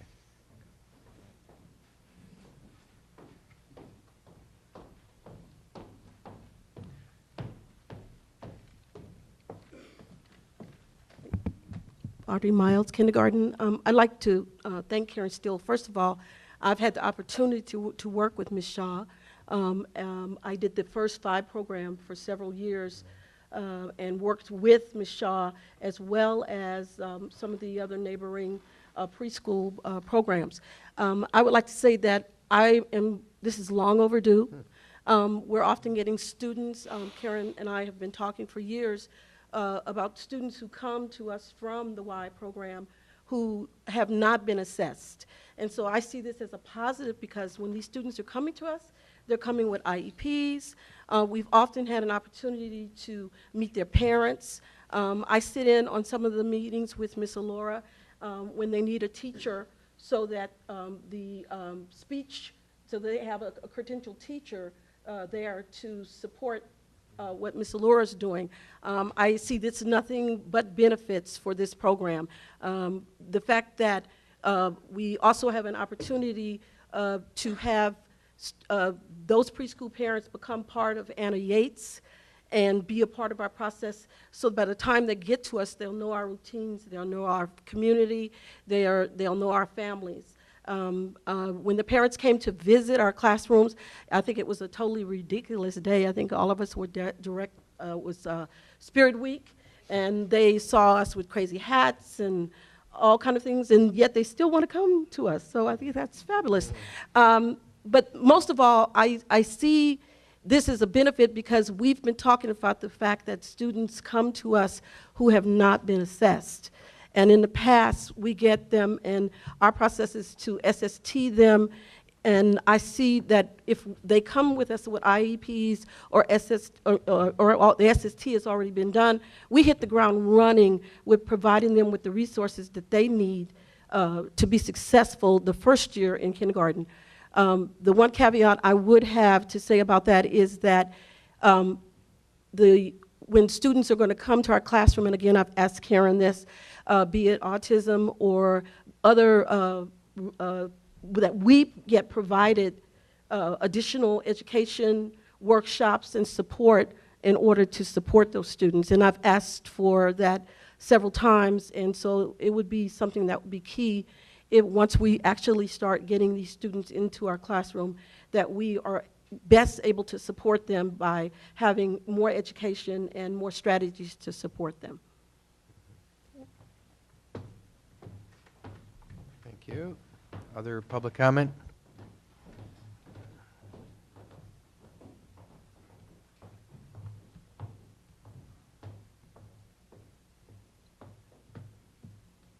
Hi again. I am Identify yourself again, please. Mrs. Cosby. And I can personally speak for the students that autism, because both of my grandsons are autism. One is at one spectrum and the other at the other end of the spectrum. It really makes a difference when your kids can go to the school in the neighborhood. And when the school is supporting and having, as what Dr. Steele is starting, for the preschoolers to come in. And it really, as Ms. Miles said, I'm quite sure it really helps to have those IEPs and have students in place so when they do transition over into kindergarten over at Annie A's, that everything is more so on the same page for them. And as of now, and I'm speaking also now for the jump to high school, there also needs to be a transition from the preschool to the elementary, to the middle school, to the high school. And as of right now, the high school doesn't have placement as it should. And I'm speaking more so on that because my grandkids are in the 8th grade. They will be transitioning on over to the 9th grade. And Dr. Steele is trying to work on to keep them from having to go to another district to have something. And we had a whole lot of things that was happening in middle school, but it's much better now. That's when it first started. It's much better now, and I give a lot to the special ed teacher for middle school and for the English teacher, Miss Turner, and Mr. Clark, the math teacher, because it is really hard to interact when you don't have a lot of training behind you. That's why it's important for them to have that training so they know what to do with the students. So that the teachers will know that it's very important when they do have meetings to interact with the special ed teachers so they can see what the IEPs call for the students and they can work together on it. And there are times when the students might be in the classroom, but it's not working. And so if teachers also have that understanding, both sides, special ed, general ed, that if that's the time, then maybe the student might need to just go to the learning center for a minute. But as far as the middle school go, I have nothing but good things to say about it because it got off on a rocky start, but it ended up tremendous and it has helped my grandchildren an awful lot. Now concerns going to the transition over to high school where things aren't quite ready for them, so it's still up in the air, and Dr. Steele is still trying to work on it so that they wouldn't have to leave their home school to go somewhere else. And I know for a fact as well, I don't know the numbers like Dr. Steele though, but I know it's always costs less to keep in-house as opposed to sending them to another district where legally this school district or in whatever school district is sending them out have to pay for transportation. That's the law. And the money that you would be getting will go to the other school that that student is at, when you can much better house them at home, take the money and do a better job, and put a program in place, as what I heard Dr. Steele saying, that if there's a year where there aren't any students, then that teacher can transport back to one of the other schools and be in place. But usually, if you have like the middle school special ed is for the 6th, 7th, and 8th. So there's a possibility, a slim possibility that there would be a year that someone that she wouldn't have to, that person that hold that position wouldn't have a student that they would have to take care of. And their job is to go in the general ed as well and work with those students as well as pull them out. And that's the same procedure no matter which level it's on. And a student stays in the general ed according to what the IEP says. Some students stay longer in the general ed and others stay longer in the learning center. So I'm asking you all to really take consideration of this so that these students will have a chance at their home school, which everyone else will be much more happy with, because transportation on a bus line, a student could be picked up. School might not start at 8:30. That student might be picked up at 6:30 in the morning. It just all depends on what, if you're going by bus, how that bus company runs and how many kids are on that route that they're going to pick up that's going in that same direction. And I'm quite sure most parents would rather have their kids stay in their own neighborhood where they wouldn't have to be so irritable because they had to get up so early in the morning. There's a lot of things to take into consideration when you're thinking about the students having to be sent out to another school district. And even the high school students, you have to pay for transportation for them to go. And it's much easier to in-house them. It doesn't cost as much as it does to send them out. Okay. And so I would really appreciate it, as well as any other parent, if things were set up starting from preschool all the way till they finish high school, so the kids with disability could go all the way through. And right now, my grandsons, especially one with the more severe autism, is really, his social life is just as highly as what he's learning. And social life is very important. Sometimes at different points, social life is more important than the academics, because a student that doesn't feel good about themselves sooner or later can turn into suicidal and different things like that, which is very touching and hard for parents, families to deal with.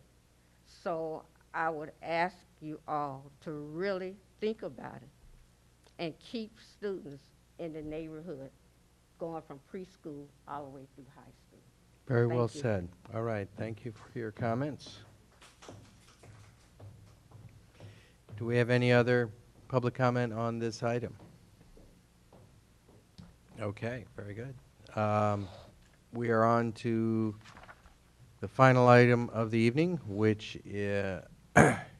concerns the approval of the second interim report on our 2014-15 budget.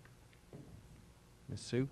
Good evening, everyone. Dora Sue is here tonight to help us look at our interim budget and to request and recommend approval of the second interim budget and as a qualified certification as presented. Thank you.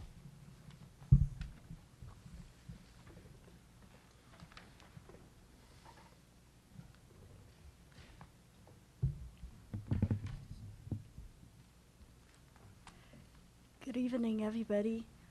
Before I start on the second interim, I just want to let you guys know right now the current budget for the infant is only maybe under $2,500. So I'm hoping in the 15-16 budget it will go up, because now we have more preschoolers that are accepted by Emery School District. 2,500 The On funding. the revenue side or the Yes. expenditure side? Yes, the revenue side. And Doris, Sue, if you don't mind, if you click the on your bottom desktop, the one that looks like a little screen that'll give us the full screen view. Do you know which one that is? No, I can come up. Is it here? You go ahead.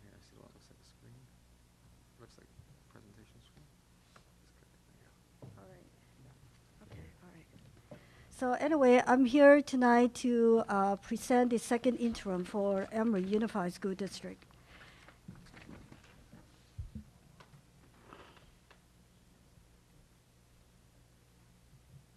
And how do I go to the next one?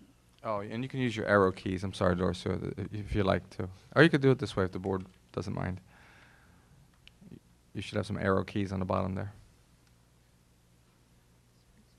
Or the space bar. Oh, I don't know. Can we do it in a way the whole page will show up? You could click a few times, or if the board doesn't mind, you could go back to the other way you had it by hitting escape, probably. Yeah, if you just keep. Okay, all right.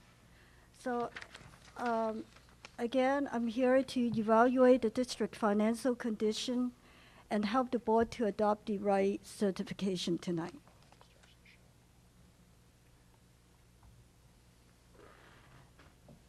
There are 3 classes of certification. I know we go over that last time during the first interim, but I'm going to spend some time to go over that again because this will apply to what we will be going over later on tonight. So positive certification is meaning the school district is able to meet its financial obligations for the current year and the 2 future years. A qualified certification is saying the school district may not be able to meet its financial obligations for the remaining of the year and the 2 subsequent years. A negative certification is saying the school district is unable to meet its financial obligations right now and also for the future years.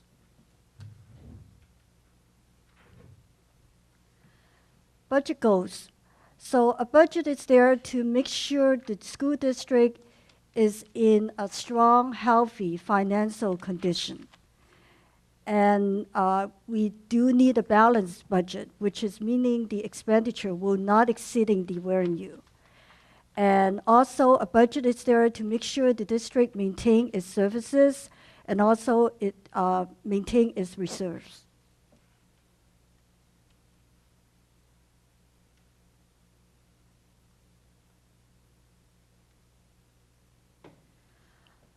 But there is a problem that Emery School District is facing. Actually, it's been facing for this problem for quite a few years, the declining enrollment. So it's making balancing the district budget is more difficult nowadays than before. But FYI, on the way the state funding the school district, they will give you a grace period, which is the higher ADA of either the current year or the prior year. But in general, school districts, they cannot reduce the costs as quick as the funding declines.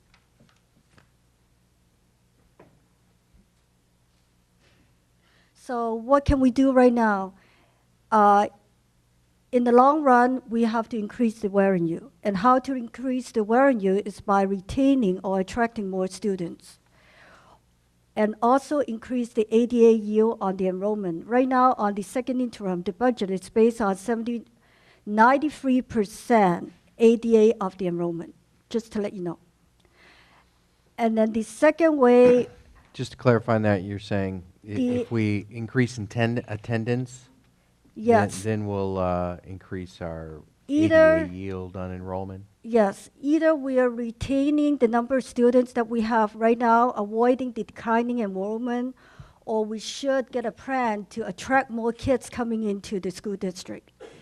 And then another way to increase the revenue is to increase the ADA yield. Right now, just like what I said before, the second interim, I base it on 93% of enrollment. So I have seen school districts that up to 96%, 97% of enrollment on the ADA. So there are obviously space we can improve on the ADA yield. And then, but these are long-term goals. But then what can we do right now? Right now, obviously, we can decrease expenditures, which is going through by controlling the purchases and controlling the cost of operations.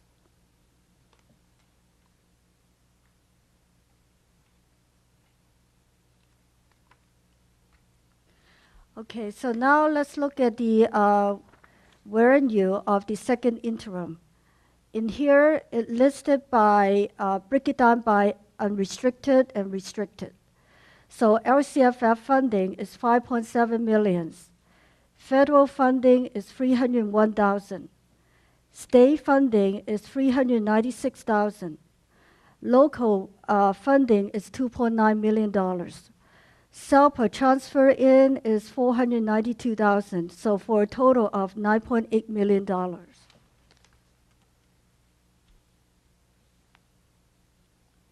So expenditures, again, break it down by unrestricted and restricted. Certificated salary come to 4.2 million. Classified salary 1.2 million. Employee benefits 2.2 million. Books and supplies 297,000.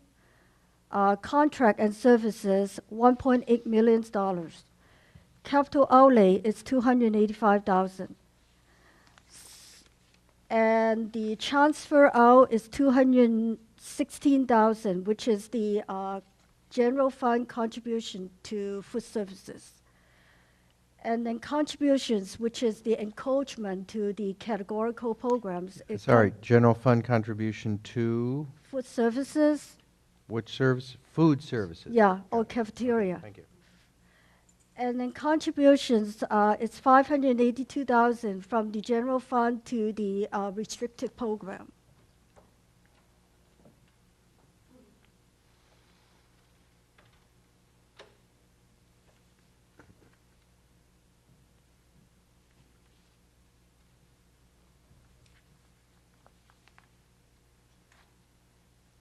Okay, so fund balance, as you can see, it shows here is the beginning balance of the fiscal year.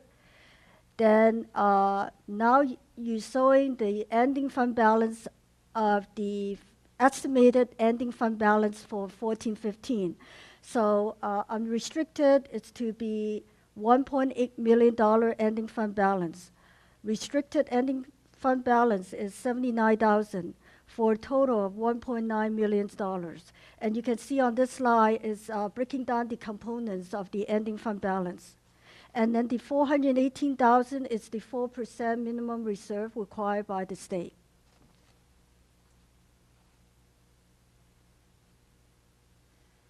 So on this slide is comparing the second interim numbers with the first interim numbers and give you the breakdown of the increase or decrease of each of the funding that we received in 14-15. So LCFF, we are down by 27,000. Federal income, we are up 21,000. State income, we are up 17,000. But the local income, we are projected to be down 66,000. So overall, we are projecting a decrease of general fund revenue by $55,000. And the, to take two of those, the LCFF is down because of enrollment revision projections? Actually, on the next slide, it will give you detail on how to come up with that $27,000.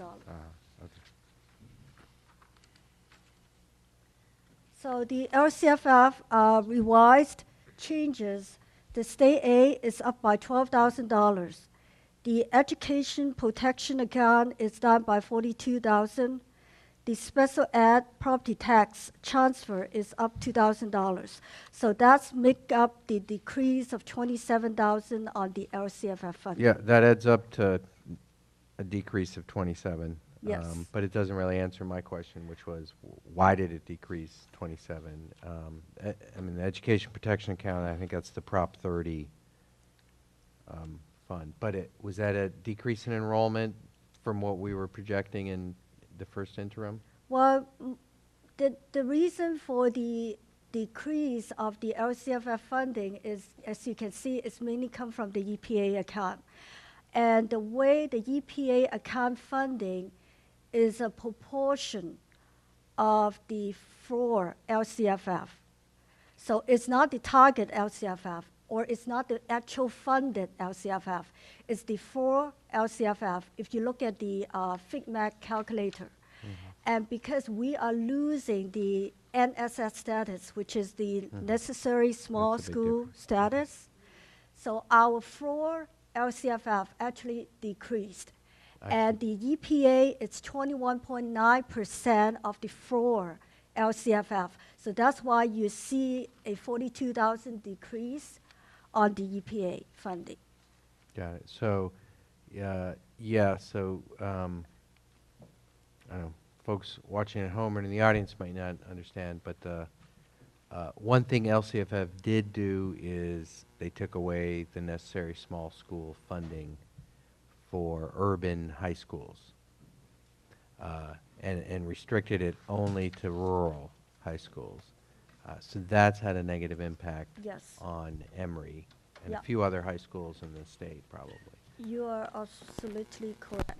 So that, but because I think in general across the state, most districts saw an increase in their LCFF funding between the first interim and the second interim because revenues are a little better than thought. I'm guessing. And for those of you But that but we might have gained some because we got maybe a little higher per pupil dollar amount, but that was more than offset by the losing necessary small schools. That's right, you're correct. For those of you that do not know why Emory is losing the NSS status, the necessary small school status, is because before the LCFF, we can qualify for NSS because we have only one high school in a unified school district. But after the LCFF implementation, actually the ECHO changed. They add in one more criteria on the ECHO in order to get the qualify for NSS claim, which is they add on you have to be less than 50 students per square mile. For city of Emeryville, it's about 1.25 square miles. And obviously, we do need under 60 students in the high school in order to qualify that. So obviously, we do not qualify under that criteria. So that's why we're losing that NSS status. Do you know, Ms. Sue, I'm reading news articles today, the state's got an extra $1 billion in revenues than over and above what they were projecting, what actually came in February. Is that if anything is going to be reflected in the May revise, I would think, in May. Yes, we will. It's not going to be reflected in the numbers you're getting out of the FICMAC calculator now, is that right? That's right. And to let you know, FICMAC is very good in updating their calculators. So once they got, just like what you said, on the May revised, they will change that information on the calculator once they got more information from the state. Okay, so we don't know what it's going to be, but it's going to go in the right direction for us. There's going to be some more money coming into the system. So the 27 might get a little smaller, is all we know at this point. That's right. Based on May. But we have to deal with a second interim tonight, decide what we're going to do based on these numbers. Yes, and also the P2 attendance is coming up. So the P2 attendance is, as you guys all know, is how the state funding every single school district is based on the P2. So if we have great numbers on the attendance, there you go. And for sure, we will be doing much better than what we're doing right now. So these numbers are not based on... These numbers are hold on, let me ask my question. Yes. These numbers are not based on P2 attendance as of February 15th? No, the P2 is not coming up until April. Oh. But the second interim is based on the CalPAT that we certified on February 23rd. Okay. So that does reflect Yes. higher free and reduced lunch numbers than we had after P1. Is that right? That's right. And actually, to tell the truth, the ADA is increased by 12. 12. 88. 12 people? I mean 12 students? ADA, the attendance. Yeah. Is Increased. by 12 compared to first interim. So you mean our enrollment is actually higher by Yes. 12 students than first Yes. interim? So that's a plus. And then secondly, I think first interim, our free reduced lunch number was 60%, 62, something like that. 62.2. And now we're at 75.9. So I think that's a tremendous effort by the staff and superintendent, getting the staff to make that effort, and everyone out there. I got called over Christmas in New Mexico for where's my form. So someone was going down the list, and it paid off. That's big. I mean, 62% just seemed an understatement, and 75 may well be an understatement of our free reduced numbers. So we got to keep working on that for next year, but that's a pretty good movement just in a couple of months. So thank you, Ms. Dunn, and others for moving on that. Yeah, actually, I appreciate Julia Dunn and her staff working so many hours extra to put in an accurate CalPAT number for my second interim. Thank you. Okay, and I think Mr. Bonet told us last year that the difference is about $2,000 a student. I don't know if that's still roughly right, between a student who's not free and reduced or not unduplicated and one who is counted as unduplicated. It does matter. So anyway, that's helped us move in the right direction too, and we want to be as accurate as possible, obviously. All right, please. And by increasing the free and reduced, obviously it will help the supplemental funding. That's for sure. Okay, so now go back to the federal funding for Emory for the second interim. Title I is increased by $19,000.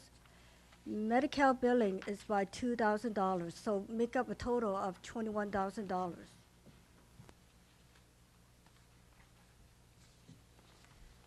State funding, the mandated cost reimbursements is increased by $20,000, and the lottery money is decreased by $3,000 for a total of $17,000 increase on the state funding. So local money, the unrestricted local money is increased by $7,000, but the restricted local money is decreased by $73,000. Part of that $73,000 decrease is due to a budget of the RDA money coming in, but we are now removing the RDA money from the general fund to Fund 25. So that $97,000 that we budgeted for the incoming RDA money is now sitting in Fund 25. So it's no longer sitting in the general fund. And that makes up the decrease of that $73,000. And then another program that we just received $23,000 from is the Kaiser grant. So if you offset each other, it will come to a restricted decrease of local funding of $73,000. So are you saying that we still have the 97,000? It's just not in. Let me finish my question. It's just not in that line item of other local restricted. That's right. Okay. So What line item is it in now? Right now is sitting in Fund 25. Which is in your big categories. Where would that show up on your slides? Is not in here because in here it's general fund. Okay. It's now actually sitting in the other fund, Got it. not in the general fund. It's like our Because- building fund Yes. is over there off-screen, and so is Fund 25. That's right, Okay. because the RDA money is strictly for construction purposes. They should not sitting in the general fund. Got it. So expenditures, after the update, the expenditures are lower by $35,000.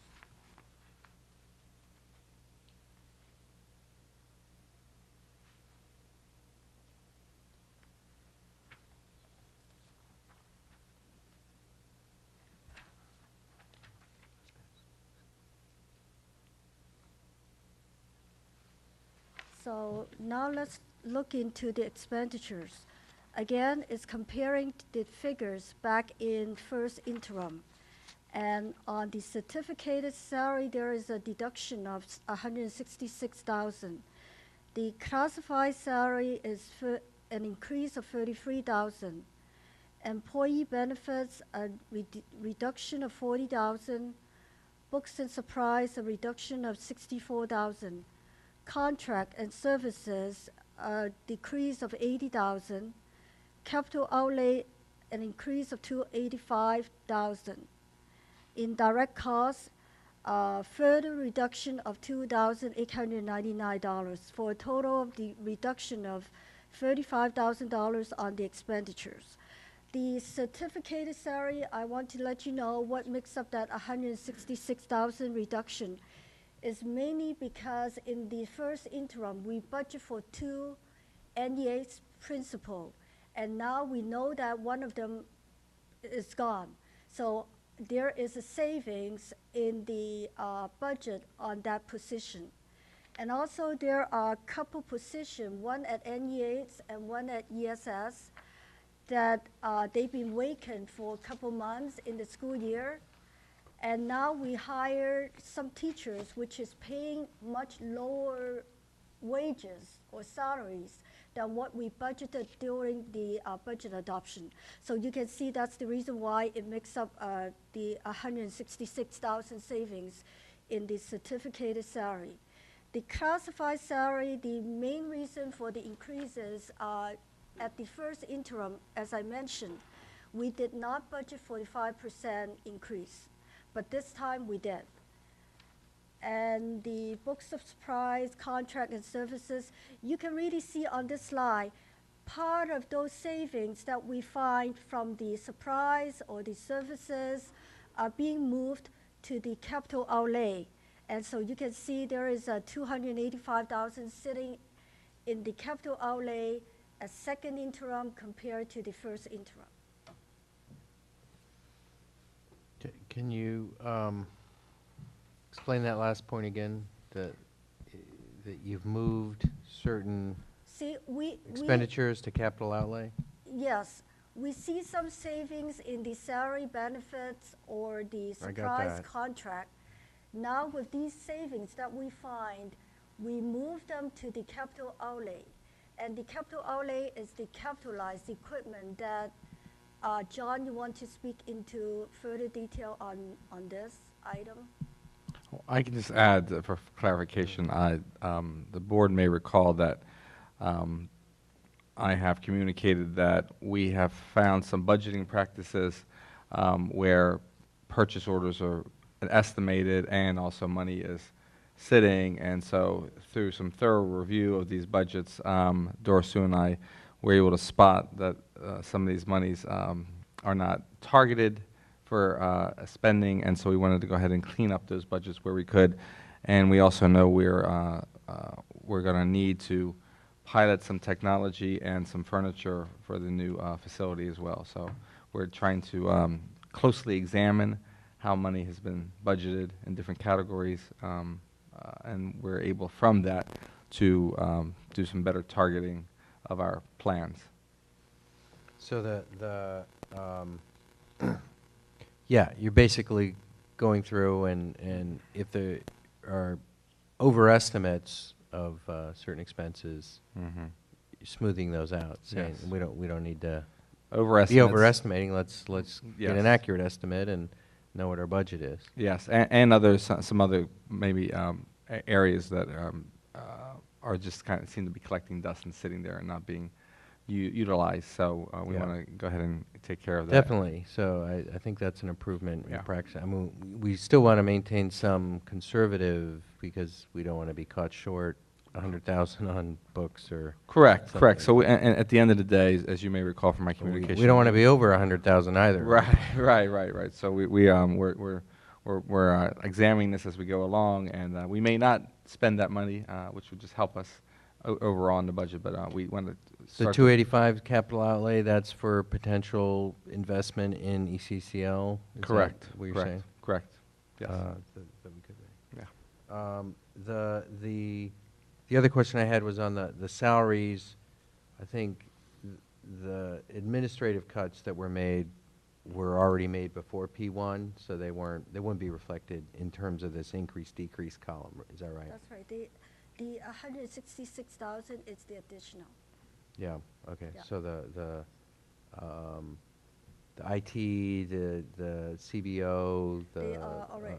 the deputy superintendent salaries, those were already reflected in P1. First interim. Okay. Yeah. And just to add on to the comment that John mentioned, the 285,000, if it happened that we do not spend the 285,000, and that money will go back to the fund ending balance, and that will help our ending fund balance. It will help our cash flow, and also it will help our deficit spending.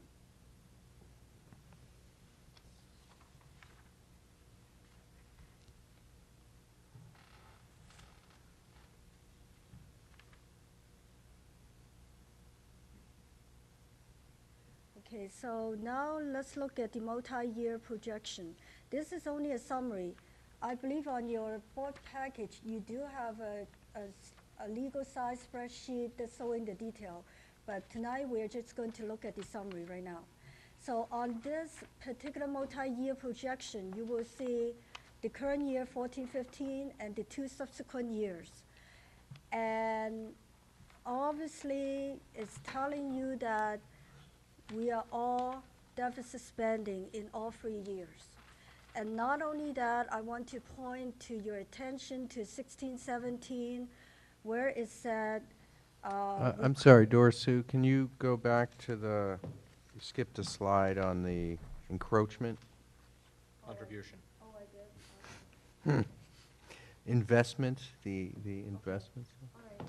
The So- special ed people don't like sorry. that term. Okay, encroachment, these are the categorical programs that need the general fund support. And for special ed, it's come to a total of about 424,000. If you add up the first 3 items, which is the special ed master plan, 322,000. The special ed basic local assistance, 59,000. The special ed state mental health, 41,000. They come to a total of $424,000. Ongoing maintenance is $148,000. Emory F fund is $9,814. So for a total Can of you $582,000. Can you explain that last one?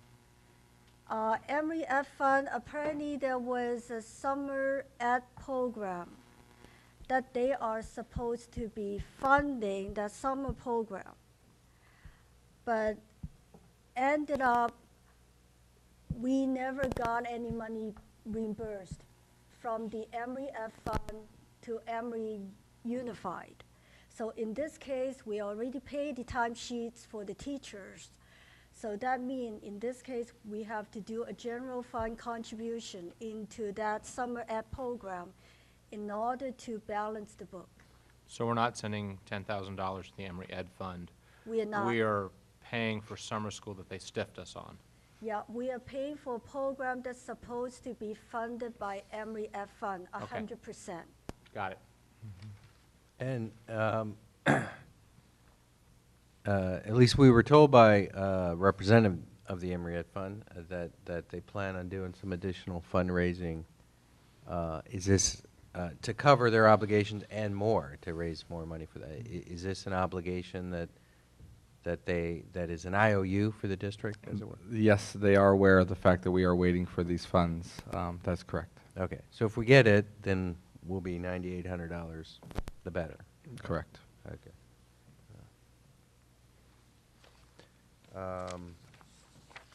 The ongoing maintenance is just, I mean, it's, I don't know. That one seemed odd to, it should certainly be an expenditure line, but we have to do ongoing maintenance.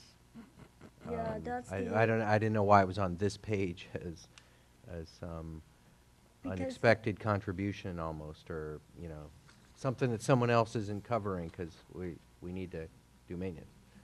The ongoing maintenance is the routine maintenance, and the way that it's showing on the book is we do have to make a general fund contribution, so that's why it's showing on this page as an encroachment. Yeah, okay. Well, it used to be a categorical, right? Wasn't there there was never a routine maintenance categorical? As far as I know, it used to be like this, as a general fund Okay. contribution, yeah. Okay. We can call maintenance encroachment. I'm okay with that. You're okay with that? Yeah. Not contribution? Because it's not going to the students, right? It's going to the building. Well, Okay, now we we're need- back. We need to keep Yeah. buildings in shape for our students. Okay, now we're back to the multi-year projection, so 14, 15, and the 2 subsequent year. So as I mentioned earlier, all 3 years we are in deficit spending. And not only that, in the 16, 17, I want to point to your attention to the highlighted $11,353. So in that particular fiscal year, we are we are projecting that we cannot even meet the 4% minimum reserve in that year if we go on to the level expenditures that we are doing right now. So again, this is only in a summary format. The detail is on your spreadsheet that attached to your board package. If we added the 285,000 capital outlay line to the 11,000, I think we're still short of the 4%. But it's a lot closer, right? I mean, Yeah, it's 4% would be somewhere around there, 420,000. for that 16, 17, the required 4% should be 427,000, around 427,000. If we even add back the 285,000, it's not even enough for the 427,000 that we require. And also, from a fiscal standpoint, the 4% reserve actually is not even enough to pay for 1 month of payroll. So we do, again, as I mentioned in the previous slide, that we do need a plan to either increase the revenue or we have to control some of the costs that we are spending. Otherwise, we will be in that bad shape as so on this slide. And I don't recall the specifics of the latest, the law that passed recently about reserves. I don't remember the percentage or numbers, but I do know that in my last small district, in other small districts, sometimes there was a great desire by the districts and boards to keep a reserve of 8%, which you probably know. You know, I've seen 10% just because they were such a small district. We are much more vulnerable to shifts in the economy, and so I don't recall though what the limits now are on the current law in the books for that. It's not 10%. Yeah. I mean, it is higher. I think it might be 6 to 8. It's something we may want to think about as we go along. If we can improve our budget situation, do we always want to keep it at 4% or not? Oh, I personally am a believer that 4% is not adequate. I mean, it's a bare minimum reserve, yeah. and it's not adequate, particularly for a small district, subject to big swings. I mean, I don't think we should be sitting on stockpiles of cash. You know, we should be investing in our kids, but I think we definitely need a buffer, and because the state will stiff us again when the economy goes south, and you know, we'll need some reserves to you know, maintain our teaching force. and maintain our staff at that point. But in any event, I agree with your general premise, Ms. Sue, that we want to be at more than 4%. That's right. That's correct.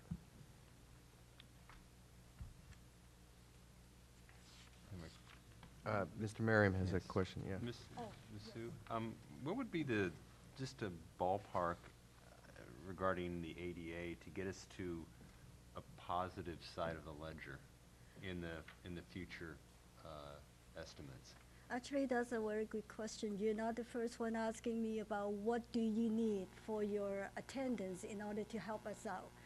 And actually, I did a study. I go back all the way to 2001 and 2 for Emery Unified.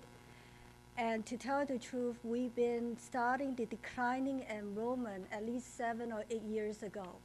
And the average attendance that we have in the good old time is got to be 800 on the ADA.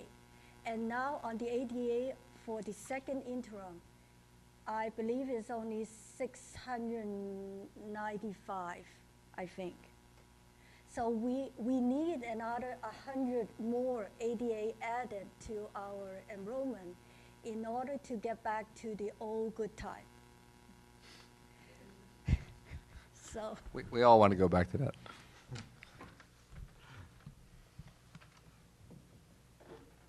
So does that answer your question? Yeah, it does. It does. So that's another point that's stressing about the deficit spending in all 3 years in the multi-year projection. So now, as what we said, we see all these deficit spending, but what is the actual structural deficit for Emory is this slide is showing you actual deficit spending. Structural deficit spending for Emory is $492,000.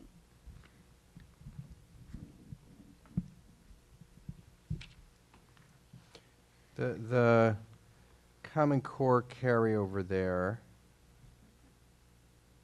that's the Common Core block grant that we got in 13-14 That carry over to this school year. to 14-15. Yes. Right. You're not saying that's going to carry over to 15-16, No, right? we That's sh- just, we we- got to spend it by the end of this year. That's right, you're Okay. correct. Okay, fund balance. So the multi-year projection is showing the district is able to maintain the 4% this current year and 15-16, but not the 16-17. And because of this reason, I'm recommending to the board to adopt a qualified certification for the second interim.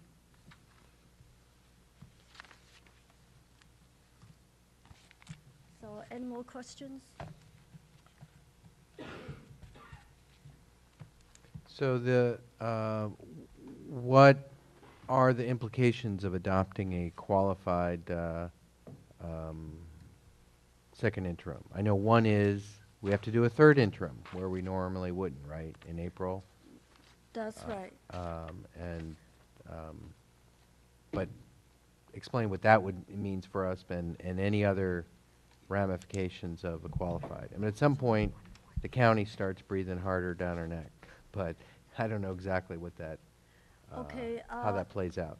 Actually, this is the first qualified certification that I had in my career life, because all along I've been able to certify positive certification.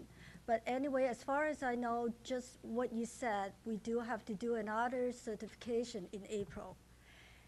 And I did leave some, I left messages to the county office to get back to me what else that they need, because now we are having a qualified certification. And I also need to know, with this qualified certification, will that affect any of our bond rating?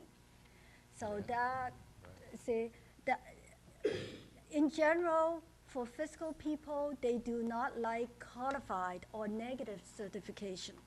They only love positive certification. But at the same time, by pushing out a qualified certification, I want to make everybody aware that we do need to do some actions right now to stop that qualified certification, to make our budget balance, which is again expenditure not exceeding the income. So I still need to work with the county, what else that we will need to do on our side because of this certification. And at the same time, I do need to talk to the consultant to make sure that it's not going to affect any of the bond rating that they have to do. Because now this is applying for 14-15. The compliance annual reporting that they are going to do next month is actually referring to 13-14. So hopefully by that time, we should able to correct what we are facing right now, and then it's not going to affect any of our bond rating. So you're saying by the time that the bond rating that's currently being finalized is for last year's That's right. financials when And we were hopefully not by- qualified. Yes. And hopefully by the time next year when they're doing next year's bond rating, we'll also not be qualified because we'll have. That's right. And by the time when in April, I'm hoping that the board or the superintendent's office could able to tell me what the savings that they are doing, so then in April that we could push through a positive certification. Because as long as you guys could let me know the savings that we're going to do in the coming fiscal year, that the whole multi-year spreadsheet will be changed. Yeah, so you think we can only get to partial certification in April as opposed to just certification? If I could get data and support that we can meet the 4% in 16-17, we can go back to a positive certification. And I'll All be positive, not I'll be partial. working with Dora Sue on potential recommendations that I'm going to have to bring to the board regarding the fiscal situation and ways that we can address the situation. So I'll be doing that in April as well.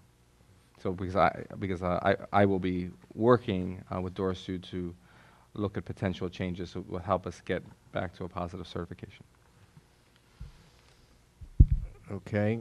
I had some specific questions about our ending fund balance and its steep decline.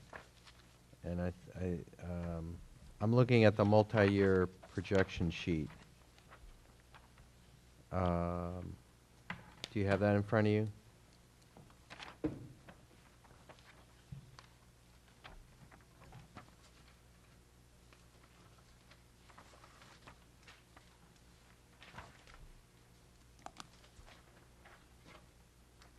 Yes, I do. All right, so if I'm reading this right, in 13-14, the ending balance as of June 30th was 3.7 million. And then the net increased deficit in fund balance for the current year, 14-15, that green out column, is minus 663,000, right? So, but the ending fund balance goes down to 1.9 million. So I thought that you take the 3.7 and you subtract million and subtract 663,000, and that should all add up or subtract up, as it were. Okay. But there's something else that we lost in there to get that fall all the way down to 1.9 million. Okay, what's going on? What happened there is, you are right, in the 13-14 fiscal year, the ending fund balance is $3.7 million. Now when you're looking into 14-15, you see on the beginning balance, July 1st, you see that, the 2.6 million right there? Why is it all of a sudden changed from 3.7 at the end of 13-14, June 30th, to 2.6 million on July 1st under the 14-15 school year? Is because I kind of touch on that on my slide, is regarding the RDA money. What happened is, So that's all, go ahead. But that's all RDA money? That's all Yes. one item RDA? Yes. To the The- tune of how much is that? $1.1 million? The RDA money that we removed from the general fund on the unrestricted side is $844,000. And then on the restricted side, on the RDA money is about $273,000. So for a total of $1.1 million. And that is the difference why you're seeing the ending fund balance of 13-14 is different from your July 1st, 14-15 beginning balance. It's because we moved them from the general fund to Fund 25. Okay, so that was our Fund 25 discussion, that your point being, it was not proper to put restricted capital funds from the redevelopment agency account that have to be put into construction, to just keep that sitting in our general fund. That's right. And actually, we've been putting it, a major portion of that money in the unrestricted general fund.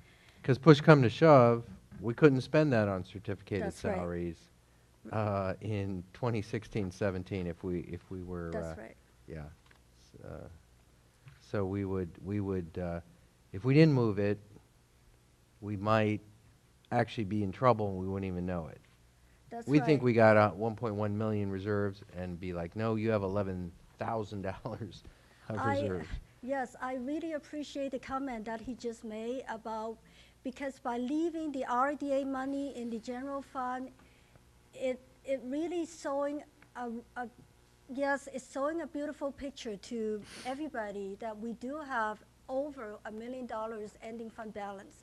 But at the same time, it's not correct, because just like what John said, is RDA money is only restricted to construction.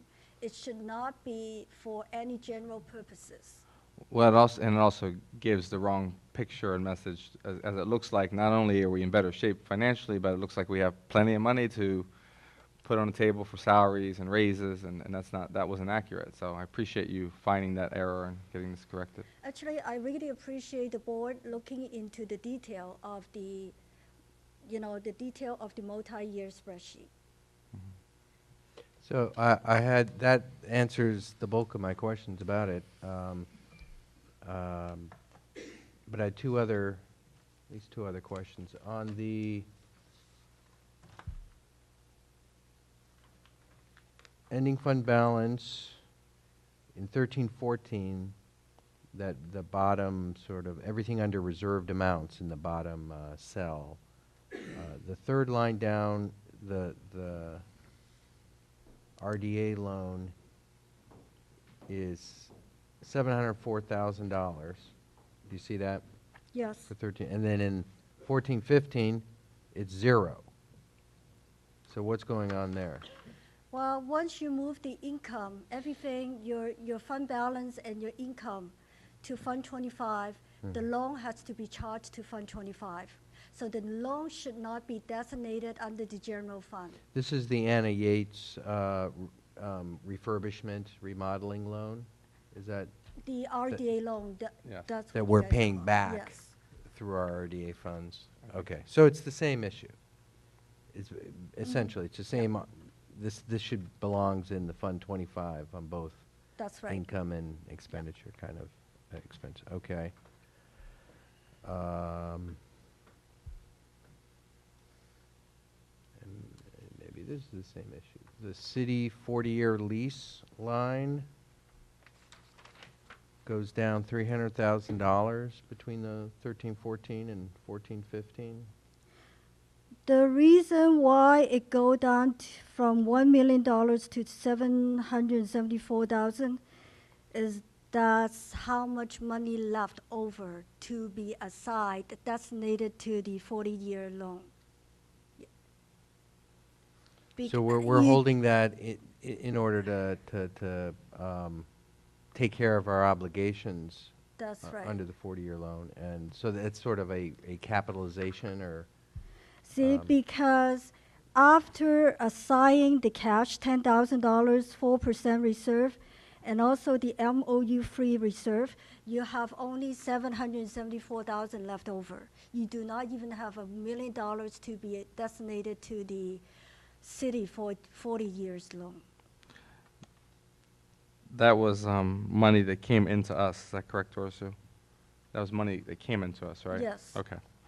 So, and we've been it's been getting smaller because we've been using, So pushing against it. the smaller of the ending fund balance, it will be smaller for the amount to designate for whatever the purposes on your components.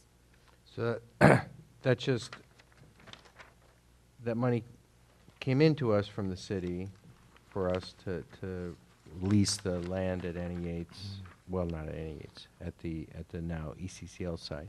Correct. And basically we're spending it, is what this is telling me. Because the you go to 15, 16, it's zero. And right? That's right. Correct. And the thought has been for quite some time, I think, that we know we may need it for the ECCL project, but that's kind of, it's been a placeholder for that project, as is the 670 in a way. But yeah, it is, Dorsu, I'm assuming it's zeroed out the year after because our expenses, until our structural deficit numbers come down, you have to push against something, and that's where the money's coming out of, right? That's right. Okay. Actually, the general fund expenses are eating into the ending fund balance. So even though we've been holding that money, hoping to use it towards the project, if we don't make some serious budget changes, we won't have that money for the project. That's right. Okay. Right. So, yeah, actually, the way that the board has talked about that before, and just to educate my new board members, is the city gave us money, it helped bail us out and enabled us to regain board control from the state takeover before all of our time. And the money was for a 40-year lease of our field and, you know, the pool and the fields.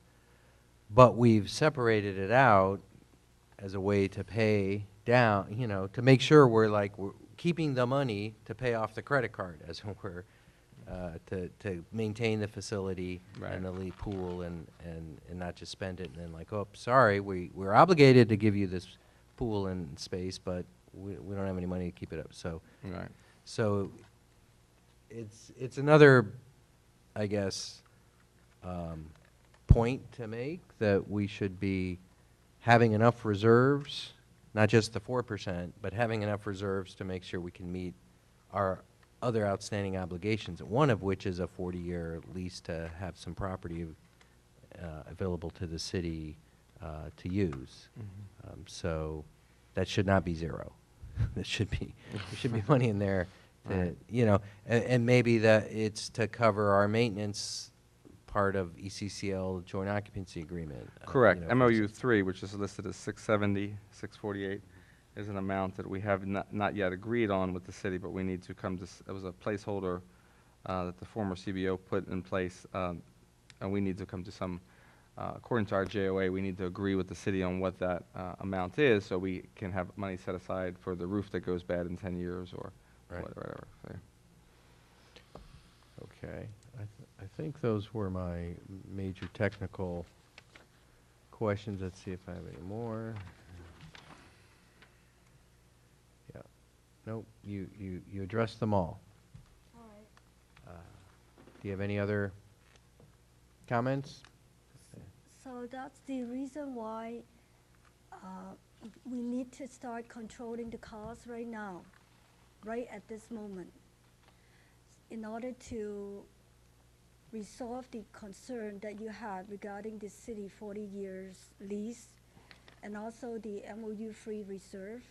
Otherwise, these destinations will be eaten by the cost of the operations. Okay. Yeah. Thank you for the presentation. It was very clear. Do we have any public comment?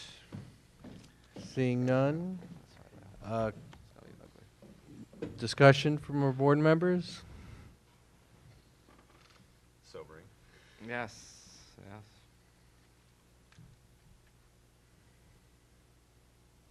sobering thoughts. Do we have a motion to adopt the second interim report? Which with, I should say, I guess, a qualified designation. So moved. Roll call, please. Member Merriam? Yes. Member Pats? Yes. President Affelt? Yes. The approval of the second interim with qualified status has been approved by roll call vote. 3-0. 3-0. Yeah. Ms. Tamery and I need to remember to announce the actual vote as has been requested and pointed out to us. We should do. Abstain, or would it be a no vote? Would it be abstain or a no vote for what? If the two members are not here. It's not a no vote. It's just a non-vote. It's a non-vote, yeah. And interestingly, if any one of the three of us voted no, then the measure fails. That is true. Yeah. So, I'll have to be unanimous this evening. Good thing. And we're close to finishing that way. Let's see if we can get through board reports unanimous. Okay. We are on the board reports. Are there any board reports or announcements? My report's actually quite timely. I went to the Housing Committee meeting. It aligned with my schedule finally, and it was not canceled. And so the state has not done their part, so there were no release on numbers from the state. But there was a big discussion on family-friendly housing, although I'll give credit to Mr. Bowders. He feels that's a loaded term, and we should have gone with multi-bedroom housing. So I'm going to stick with family-friendly because that benefits the school district. Emeryville has a paucity of family-friendly housing. We have the most, or the highest percentage of studios and one-bedrooms in the area. And so as new development comes in, it is recommended that we focus in on family-friendly housing, meaning 2 or 3 bedroom units in the new developments, which, multi-generational housing may have some impact on us and help us get those numbers up. I think looking at the statistics and the rental on a 3-bedroom was something like $4,200 a month in this town for the very few. I think there was 3 units available at the properties over by you, and I was blown away by that. That's what we're getting in this town. More than my mortgage, by quite a bit. It's significantly more than my mortgage. It would price me out of Emeryville. So I think it was really an important meeting that the city council is aware, and a council member was there, that the housing situation is a concern in town. I think there's only a few ways we can grow our student body, which we desperately need to do. And we've identified 6th grade and 9th grade as ways out. And I think the ECCL may help us retain some of those kids, at least I hope. But it's also to get new families to move in and or to not attend the other schools. I know Knox recently held their lottery. I don't know the results. And Oakland Unified is letting people know this week. So that's my housing report. I've kind of wandered off topic. I apologize. Can you remind me what's the jurisdiction of this committee? Who's on it? It's an advisory committee to the city council. There were a lot of people on it, mostly citizenry. Mr. Bowders, Ruth is, the council member Ruth Atkin is on the committee. It's very similar to me. I was curious as to how it overlaps with the Planning Commission, as they had reviewed the same documents we had. But it is an advisory to the, we make recommendations to the full council. So. Okay, that's helpful. Well, I'm glad you're on it. Thank you on that, Christian. Anything? Not at this time. Okay. All right. I think it's just a calendar review. We have a regular board meeting in 2 weeks on March 25th. The superintendent finance committee will be meeting on March 25th at 4:45 prior to the board meeting, and the facilities committee meeting will be meeting April 3rd. We have a city schools meeting on April 2nd here at Ralph Hawley with the city council. We have taken off the closed session item for tonight because it's not necessary, and so this meeting is adjourned at 9:01.